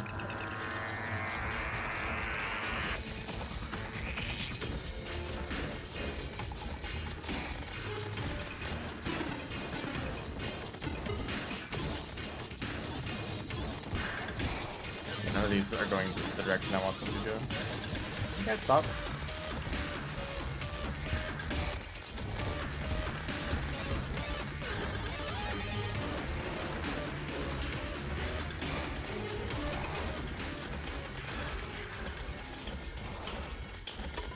Shimmer painter. That would be annoying. To get this NPC all the way over there. Plus it's the middle of the day. Actually earlier in the day. So they won't move easily. Hello. Welcome to the stream. You played Terraria before? I hope you have, because this is the very end of the game.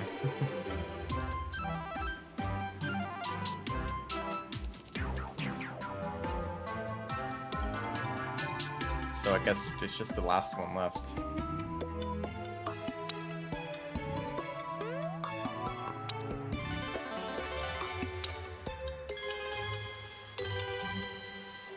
Google Translate. That's cool. I hope you can understand me well. Alright. For Moonlord, I kind of want to use the bubble gun. I enjoy using these against Moonlord. But it's very short range, and that's the problem. So maybe this is better. Or I guess the other Nebula weapon, of course, is like perfectly designed to work against Moonlord. I don't know why, but I feel like I don't like using this weapon. But it is the most effective. If I can't decide which other weapon I want to use. Long range, homing, good damage too.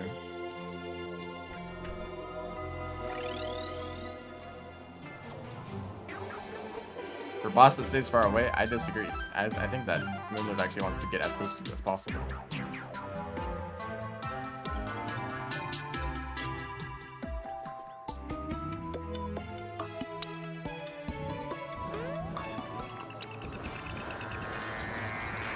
The problem is that if you get closer, then you are in much more danger. I guess I can use this now. Not really.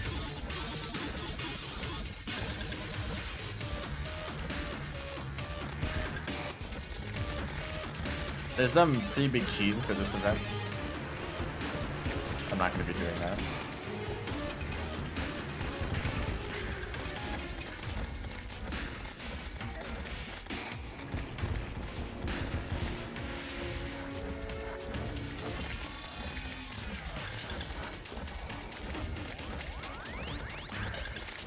Halfway through requesting that I do that as I'm saying, but I'm not going to do it.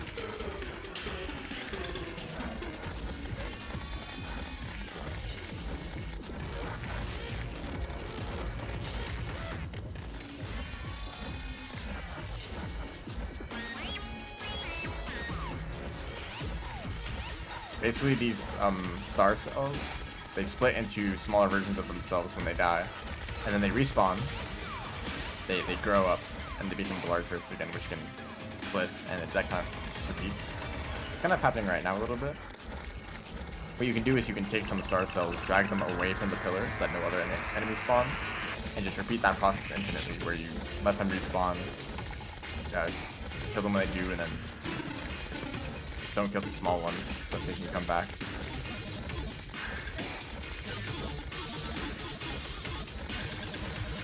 You want to make sure that I have good health before I kill this.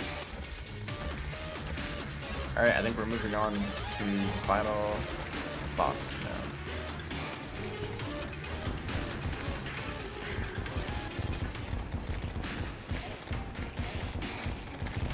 Okay, this is not the kind of damage that I wanted to take.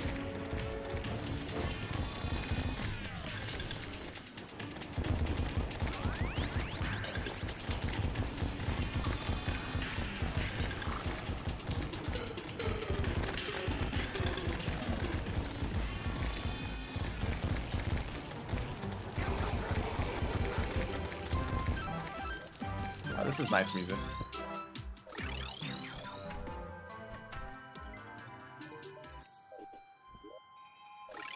What you can do is craft some health potions with all of the fragments together. I will make some of these. They are very nice.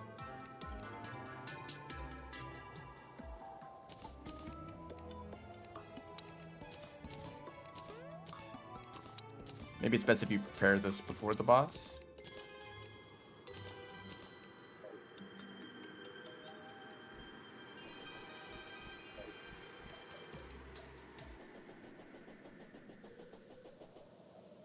Oh man.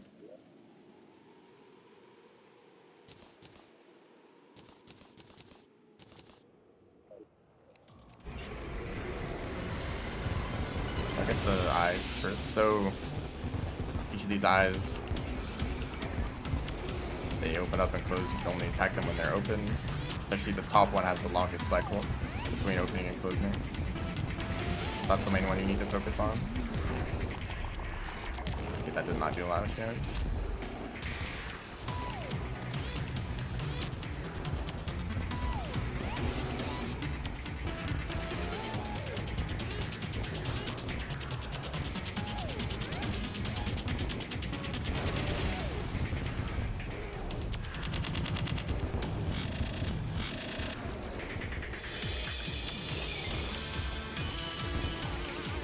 Whenever the top eye is open, that's the main focus. Alright, that's one dead, and that did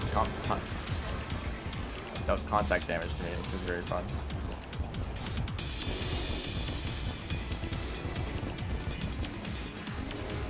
Okay, focus on the other one too. Okay. Yep, I could have dodged that laser. That's cool. Alright, both eyes are dead. Top eye should be dead now. Yep.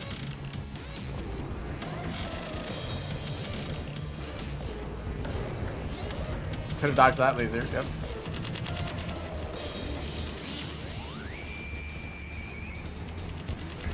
I think that's the main strategy for dodging those lasers, right? Just run away.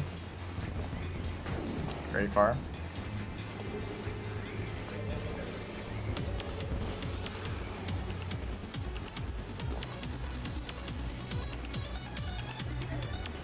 Oh, I love when they deal contact damage. I was expecting that.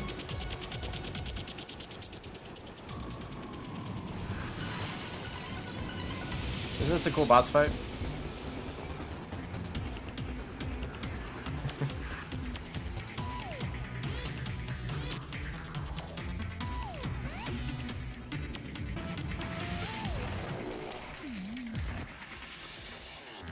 There we go. That's the end of the game. Well, end of the game if you care about progression. There's like more that you can do and also just creative stuff you can do too. That's the end of our journey. Oh, actually not quite. There's one last thing I want to do, but the Moonlord fight is probably my least favorite fight in the whole game. It's either being in close range and having to deal with just projectile spam, where it's a bunch of homing projectiles, which if you're below them, they're very hard to dodge. Random projectiles that move very fast that are hard to dodge and react to if you're too close, and the lasers, which are mostly a problem in the second phase, or when there's more of the true Eyes of Cthulhu.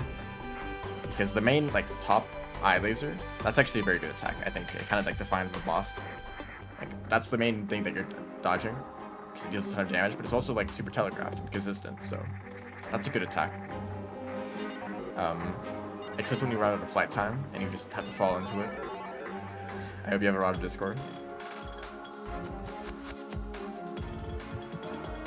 But the true eyes of Cthulhu, the like eyeballs that spawn in part way through the fight, those are the main problem.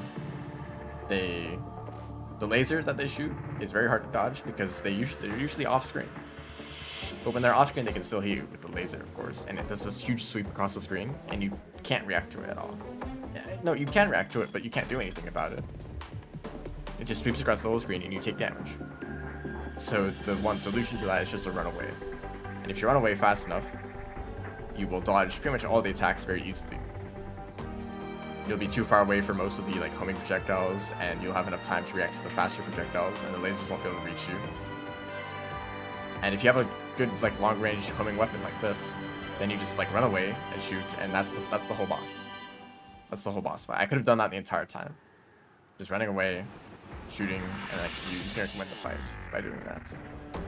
Otherwise, you are just in like a very annoying bullet of hell, where every attack deals a ton of damage. Also, there's this fun mechanic where any like life drain like this Spectre Hood, it gives you this healing effect that is just cancelled out if you have this debuff. Same with this other weapon, the Vampire Knives, that gives you lifesteal. So both of those effects are just nullified by this boss fight because it's too powerful. Fair enough, I suppose. Like, oh, this technique is too strong, so it doesn't work. You just can't do it. There is kind of a way to avoid it, but it's really janky. But maybe I shouldn't be too negative about Terraria. But the final boss is like, and the pillar events are kind of the only thing I don't like about the game. And it's a shame because it's the very end. So after defeating Golem, after defeating Empress of Lights and Duke Fishron, right, those are all the bosses that I just did this stream. I really like those. I think that Duke Fishron and Empress of Light are like the best boss fights, at least for this stage of the game. Like pre-Artemis bosses are completely different because you don't have wings, you don't have the same ability. But those are still good boss fights with the like level of movement that you have in pre-Artemis. But for like post Plantera, Empress and Fishron are very good. But Moonlord goes in the complete opposite direction, where it's just like chaos. And you either like stay close and you die to the projectile spam, or you just run away and it becomes an easy fight. But because I don't like the end game, most of the time I end up just not playing to the end. I'll defeat all those other bosses and like, it's time for Moonlord, but I'm not going to do it because it's not very fun. And there's not really a reason to continue because there's no content after it. I mean, it's technically post-Moonlord content. Goodness, I didn't get any good weapons. Like, there's this like set of wings that are very good.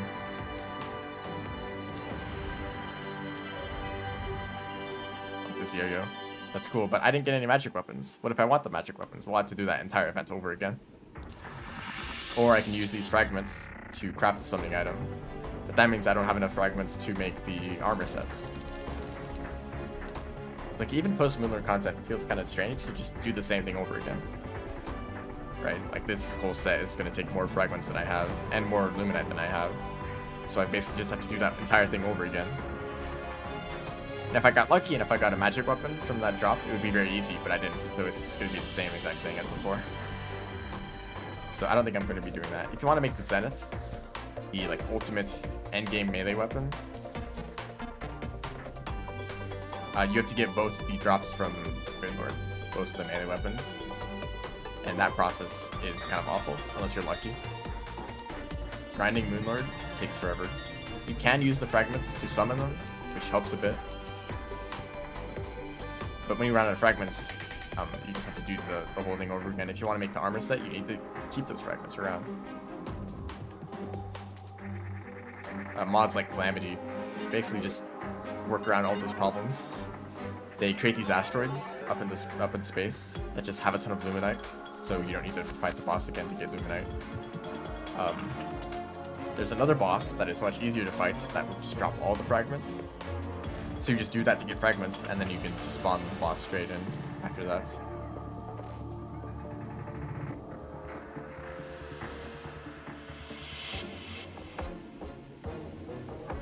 But that's the end of the game. There's one last thing I want to do. Well, should I?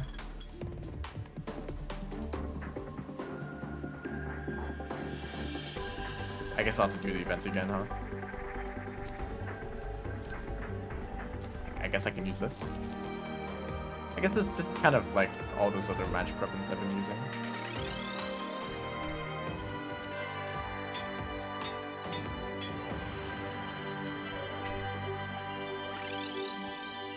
Welcome back. I beat the game. Now I have to do it all over again.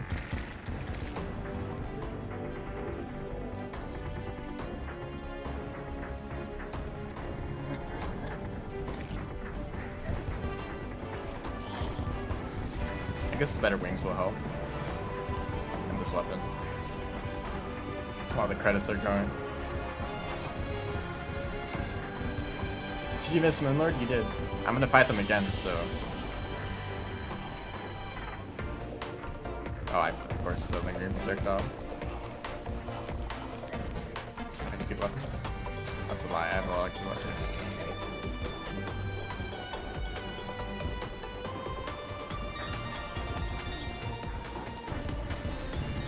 I fought Moonlord, and I complained about it.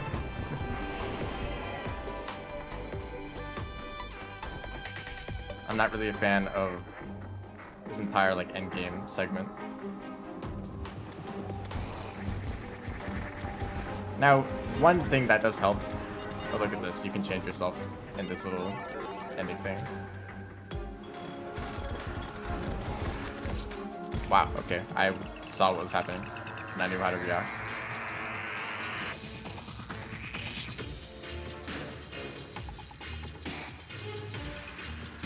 Yeah, there's people in the credits. Crazy.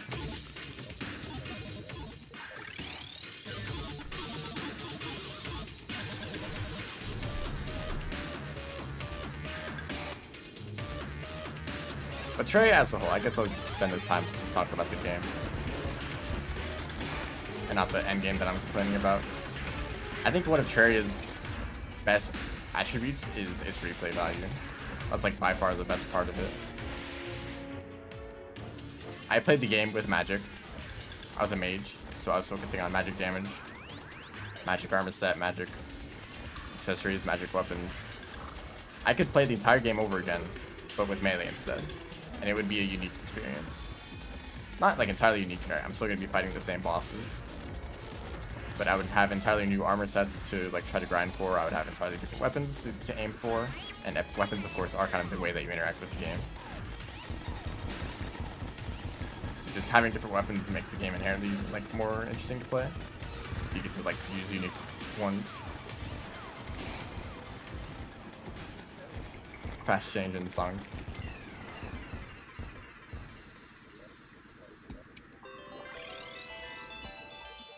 I'm not gonna care about this inventory being all cluttered. But yeah, you can do like multiple playthroughs of the game, and I have. That's why I have so many hours in the game, and that's why. I think one of the big reasons that Terraria is this popular is as popular as it is.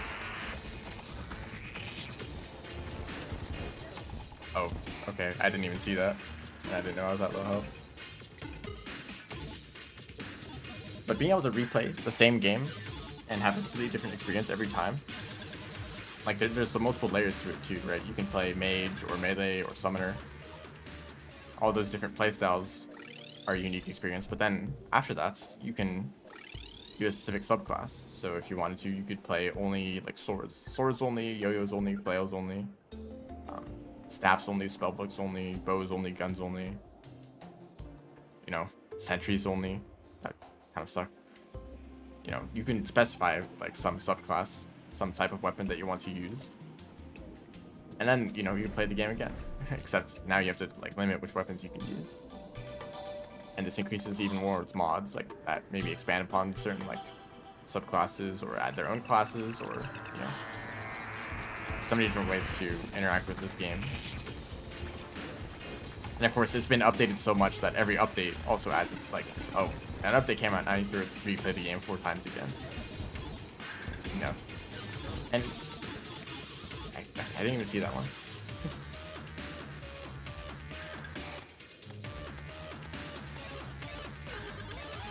Maybe I could just let the portal do everything.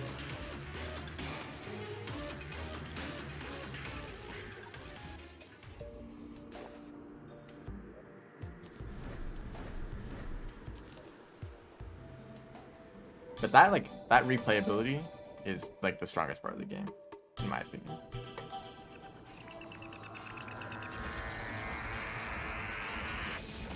Like everything about this game is kind of designed with that in mind.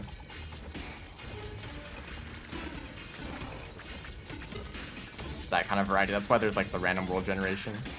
Every play there's going to be a slightly different world, different difficulties, different seeds, the corruption or crimson. So like even like that big part of the world is totally different every time. And even like small differences, like which side of the world the jungle is on, or the dungeon, or the snow, or the corruption. You know, maybe the corruption is really close to your base, maybe it's really far away, like in this world.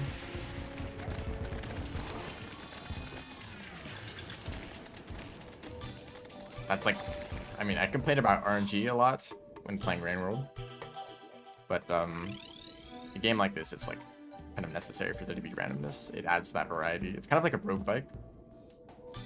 In fact, actually, I don't know what to call this, but I think this is a genre of game that Terraria encapsulates perfectly. And it's like a long-term rogue bike. So like a normal rogue bike, you start up a game and you play for like 20, 30 minutes, up to an hour maybe. It's a really long run. And you either die or you make it to the end. And in either case, the game restarts. And you start back at the beginning with no gear, with nothing. And you do the whole thing over again. It's completely random, so it's a very different experience every time you play. And you know, some games are different where there's some amount of meta progression. So on one run, it's like completely random, you start with nothing, but then you, at the end of that run, you add some small upgrades. Maybe there's some sort of currency that you get spend on upgrades that last between runs, so you slowly become stronger over time, even though your progress resets. Terraria kind of feels like one of those games, except instead of a run where everything is randomized, and if you die, it restarts. You know, you can die and keep playing. But the restart condition is the end of the game. And each playthrough is not just 30 minutes to an hour. It's like several hours long, right? But once you make it to the end, you can start a new save file and reset your progress, right? And continue to have a completely new experience on like future playthroughs. That's a very close pillar. So it kind of feels like a roguelike, but stretched out in time, right? Instead of each run being like 20 minutes to an hour, each run is like several hours long, and you can't die to restart.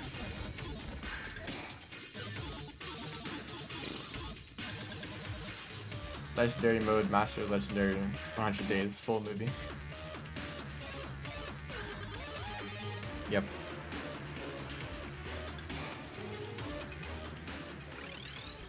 This is very fun. I had a great time right now.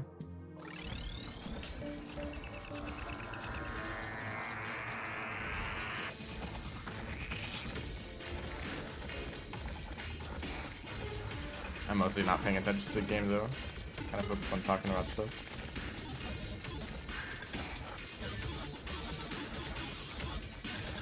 But also I immediately forgot what I was talking about.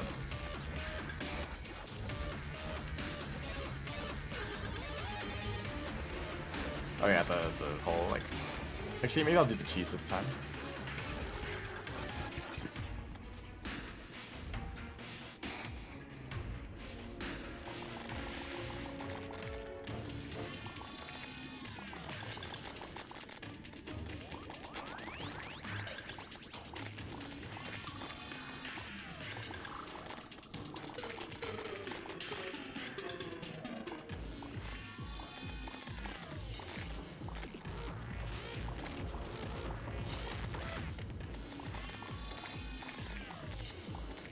Wait, is the shield already down? It is.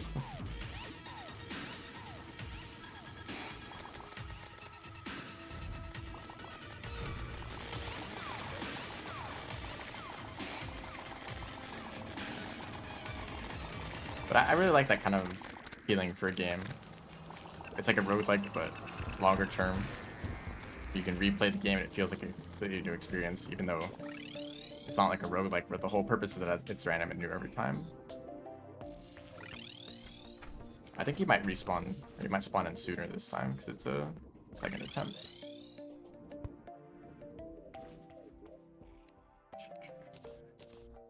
Maybe not.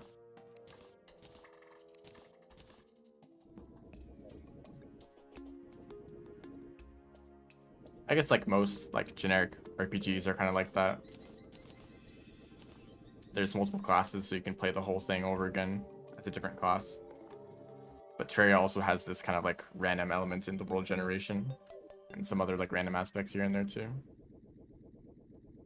I played Undertale. I have played the game like forever ago, but also I've like watched a bunch of playthroughs of it, so I would be like, I already know everything.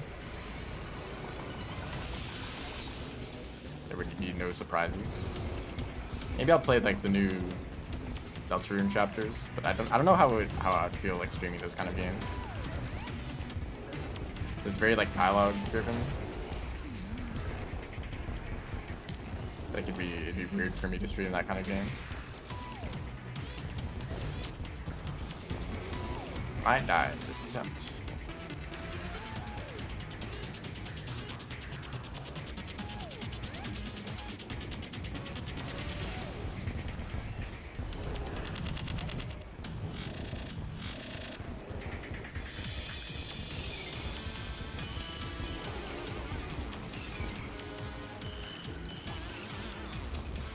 Any games like Rain World? No, they don't exist. That my own laser portal staff. What's it called? Lunar portal staff? Jump scared me, so I thought it was another one of their laser attacks. No, I mean I feel like there's like definitely a chance that a Rain World like game is going to come out in the next few years. Just because Rain World has probably inspired a bunch of game developers to do something similar. Oh, alright, just took 200 damage.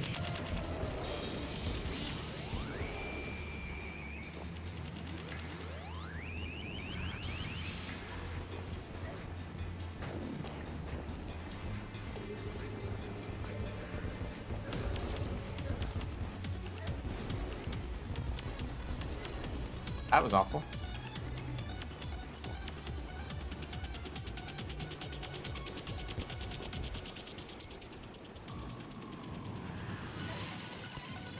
All right, that's fun. Like, there's no way that nobody's gonna make a game like Rain World sometime in like the next 10 years.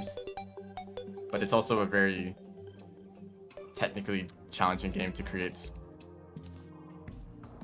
Like the way that it's all simulated, and like everything in a region is happening at the same time, so you have to like simplify things, kind of like create some sort of abstraction. See why I complain about Moonlord? Like I can't even like make any upgrades. I just have to do the fight again.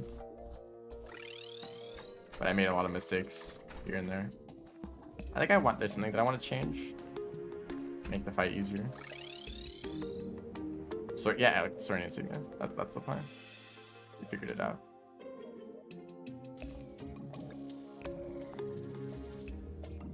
I guess I don't need boots. Oh, I already have it in my inventory.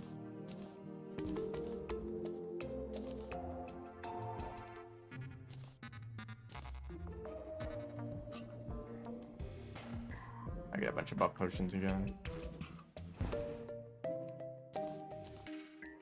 But of course, like, Rain World is the way it is. That would be, like, it's very difficult to create a game like that.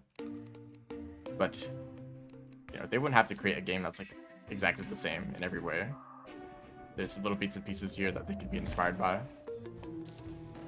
That I've been inspired by.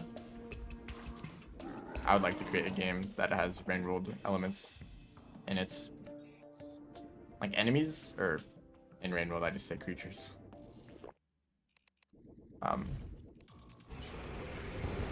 Creatures are very unique, where they aren't just there to be a threat to the player, they're there to give life to the world, to fill it out, you know?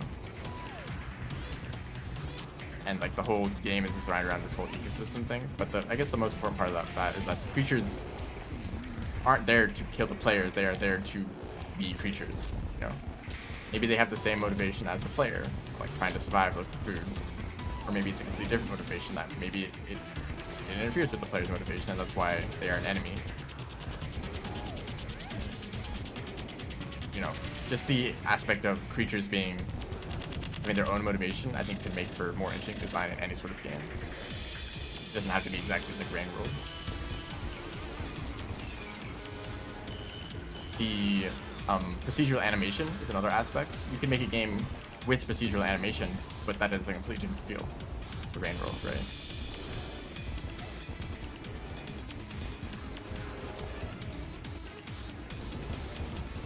I'd say those are some of the more important aspects of the game. Another one is maybe the exploration, which is more common exclusive to Rain World. Like Hollow Knight, for example. Hollow Knight has this like huge world that you can explore and there's a bunch of cool things to find, but I feel like Rain World does it better. Where there's a handful of places that are like incredibly unique that don't compare in any other game. Like what's like the most unique location that you can find in Hollow Knight? Like, I'm not really sure. Maybe like that one place I forget, but like that's really dark that has the void or whatever it's called. That's a kind of interesting place to find. Like, I don't know, there's not really any like crazy locations. Because Rain World has 5 pebbles. Like the general systems bus is like just has a crazy design and the music and everything about it is amazing.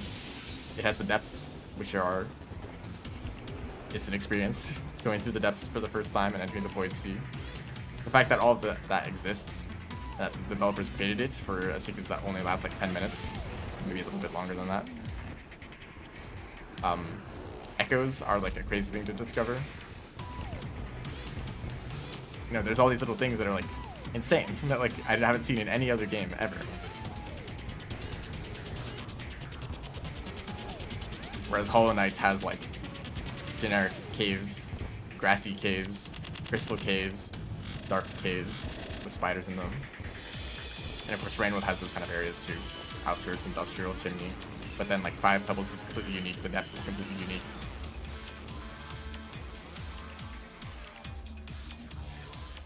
Hive and Fog Canyon. Like those are a little bit better. Hey, I got the Zenith items. If I wanted to make that. I really wanted to get the last prism, honestly. That's like the one thing that I want to get.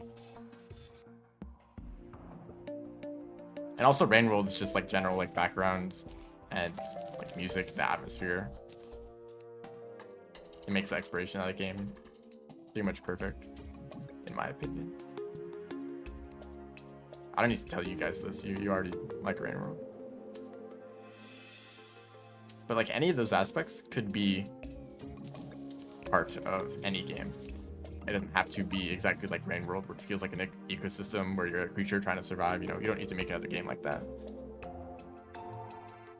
But any individual aspect of Rain World that is particularly unique, that makes it what it is, that could be used in some other game to make something else also very unique.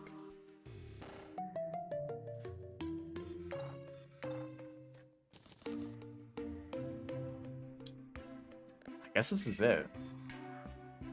I really wanted to get Last Prism and just like melt the pumpkin moon. That's my plan. Spoiler alert. Spoiler alert.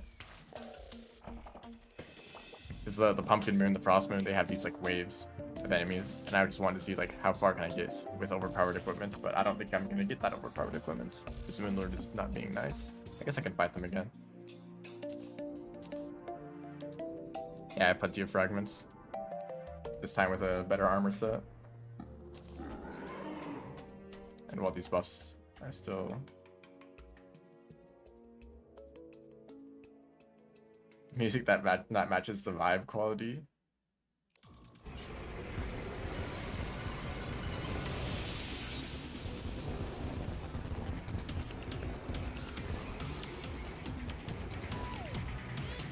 I've realized that I mostly appreciate when games are unique over being high quality. There's plenty of AAA games that have like really good graphics and really good music and really good gameplay and like who cares? Like every AAA game looks the same. That's not true at all, but they feel the same to me. I mean, I haven't really played that many, so I can't really say for sure. But I look at them and I'm like, this doesn't look interesting at all. This is like another generic like shooter game or another generic RPG or, you know. Like, why should I play this? When I look at Rain World, and maybe Rain World doesn't have the most realistic graphics or the most super engaging gameplay loop. But it's way more unique than any AAA game I know.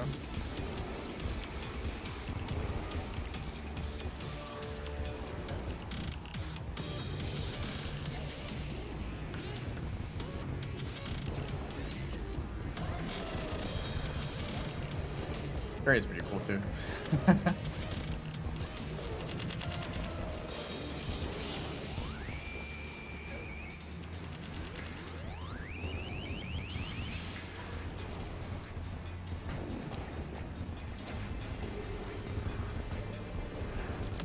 Yeah, that's the game we're playing. It always comes back to Rain World, doesn't it?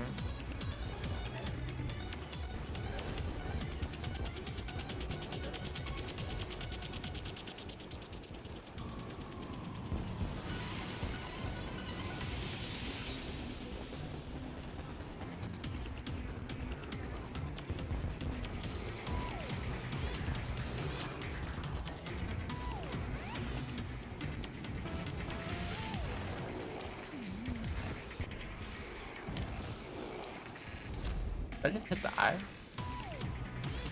No. What did that hit? And? Or at the one of the floating things on the tentacle?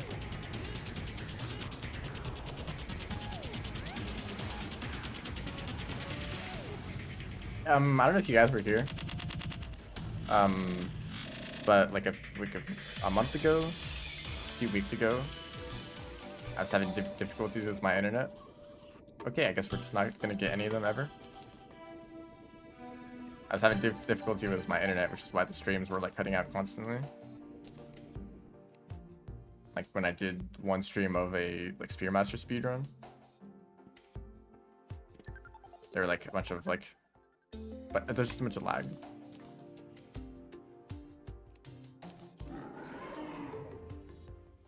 I did a lot of internet speed tests during that time when the internet was not working well, and the upload speed sometimes went down below 1. Like 0.5 upload speed. That was fun.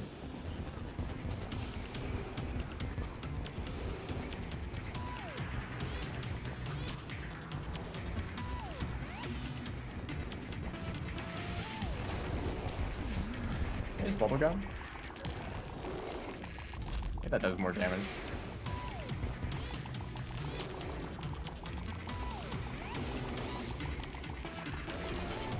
You actually hit all the shots.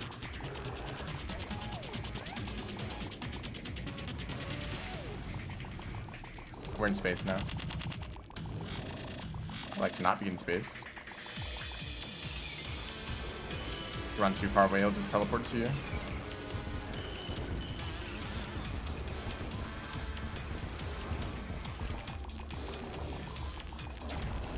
That's very close.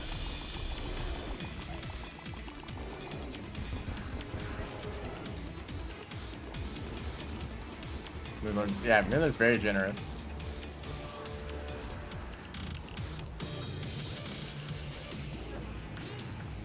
Dropping exactly the items that I want. Not even like the magic weapon that I don't want.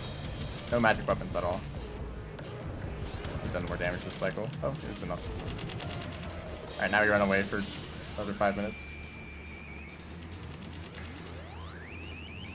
A god attacked by an insect with bubbles. Who will win?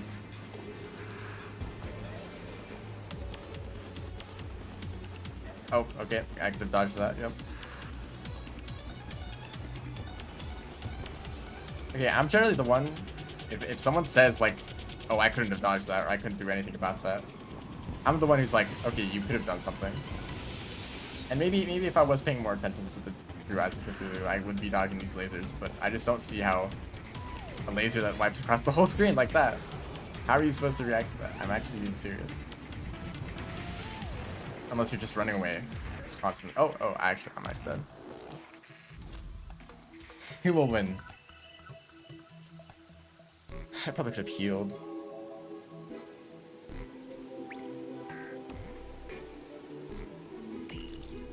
Just roll. Great idea. I'm gonna run out of fragments again. I'll have to do the whole event.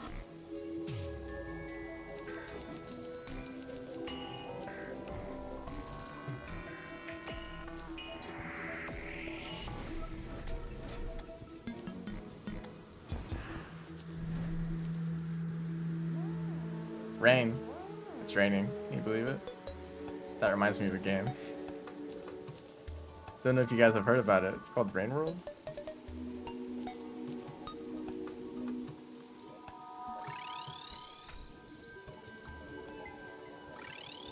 I'm gonna keep doing this, by the way. I've got some time.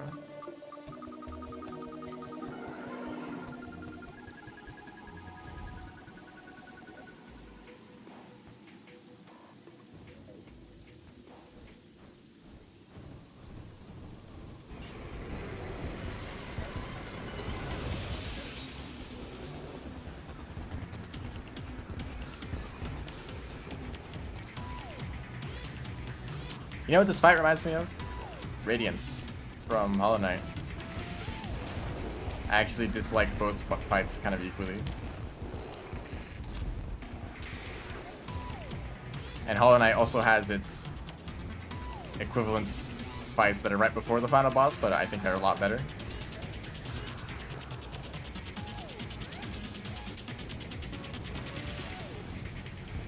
And I don't dislike the fights just because they're difficult. They're just like unfair feeling. I guess that is also another way to say difficult.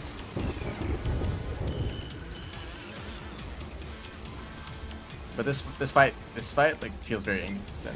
Whereas like sometimes I kind of defeat it effortlessly just by running away and dodging everything like that. Or I like get hit by a bunch of random projectiles that I can't react to, and I just die out of nowhere. And I feel similarly about Radiance in Hollow Knight. Especially the one at the end of the Pantheon. Is that what it's called? The boss rush? The lightning. Just like when it rains in Rain World. There's like barely any lightning in Rain World. Kind of in like Underhang. Maybe the rain is so loud that you can't even hear the lightning. Thunder. Like that fight was like way easier than last time for some reason.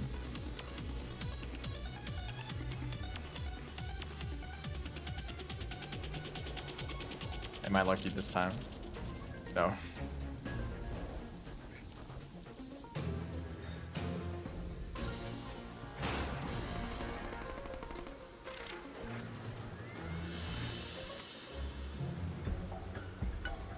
Do I just have to keep doing this fight?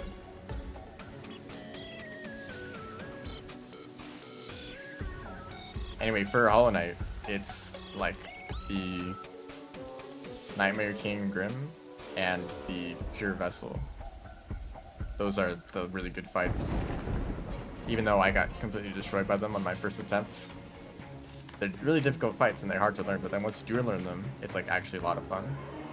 And they're some of my favorite fights in the whole game. But Radiance is like the opposite side of like just as difficult, but not nearly as fun.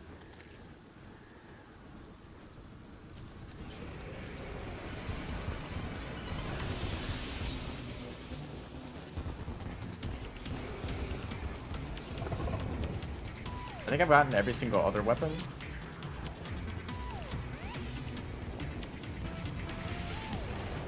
Pure Vessel is probably like one of my favorite fights.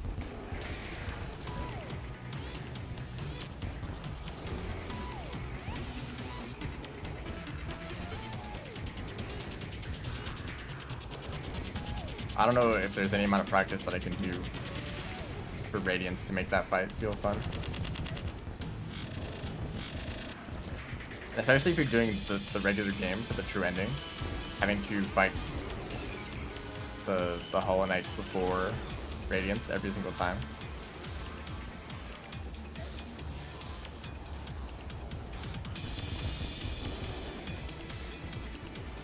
Now you run away.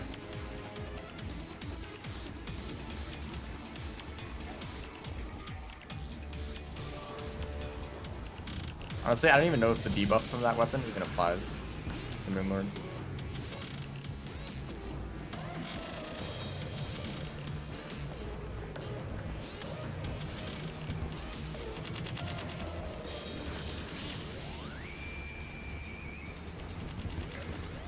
I love contact damage. And it's great. Okay, the one bad thing about Pure Vessel is when you stagger him and he leans forward and the leaning forward hits you with contact damage. It's kind of funny, but it's also really stupid. Yeah, it doesn't exist. I actually don't have enough fragments anymore.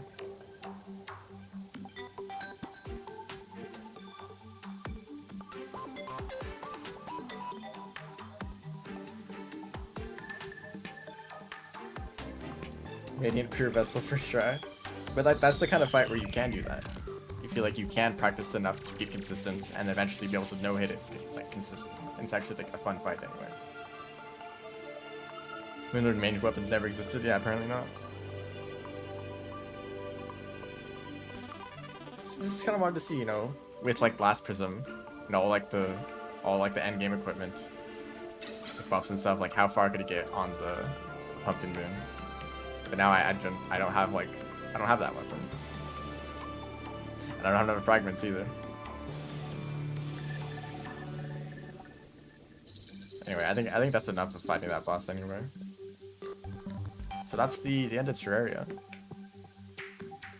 There's a few things here and there that I didn't do. I never fought the post-mech boss, Old Wood's Army. I never fought Geoclops.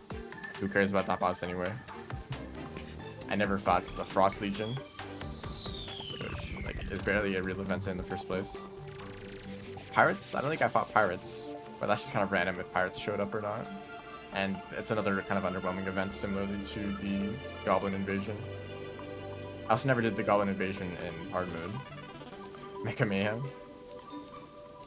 That's not even going to be a challenging fight though. If I have the summoning items, oh actually, it's morning, I have to wait for the entire night, for the entire day.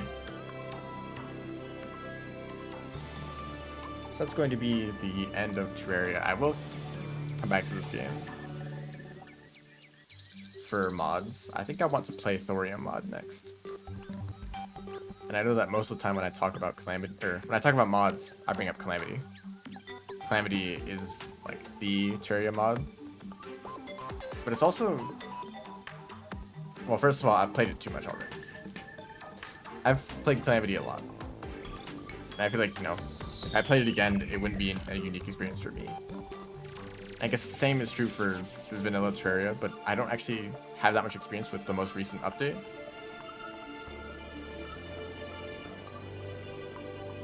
But I've played Calamity a lot, and also it's like the most popular mod anyway. And I have like a bunch of random problems with it here and there. I've kind of been complaining about it, even though I'm not even playing it. But also, I just want to check out Thorium.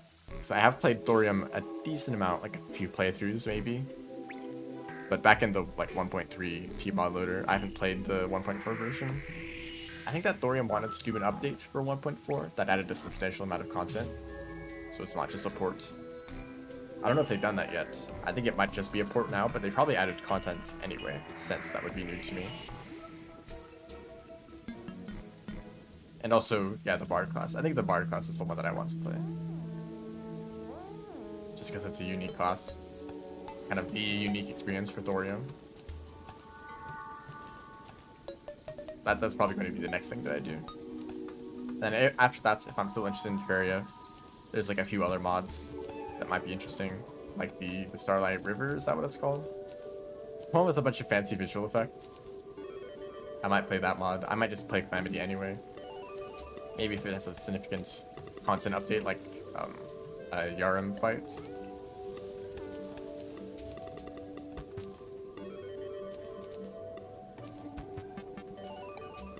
Although, Endgame Calamity. Maybe I would just play that and then complain about the fight not being the way that I want it to be.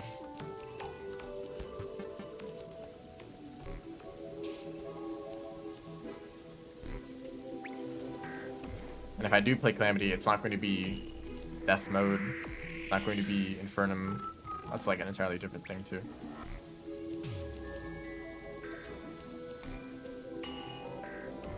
Yeah, that's going to be the end of Terraria. Vanilla Terraria.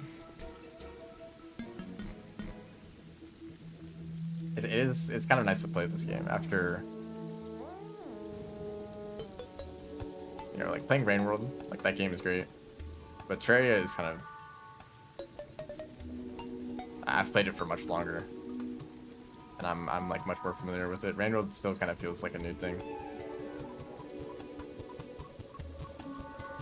So I had only really gotten into the like Rain World community recently, really when I just started streaming.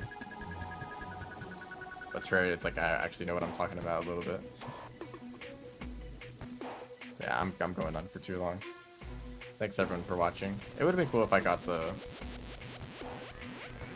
last few items. But Rain World or Moonlord is Moonlord. Can't always have nice things. See ya.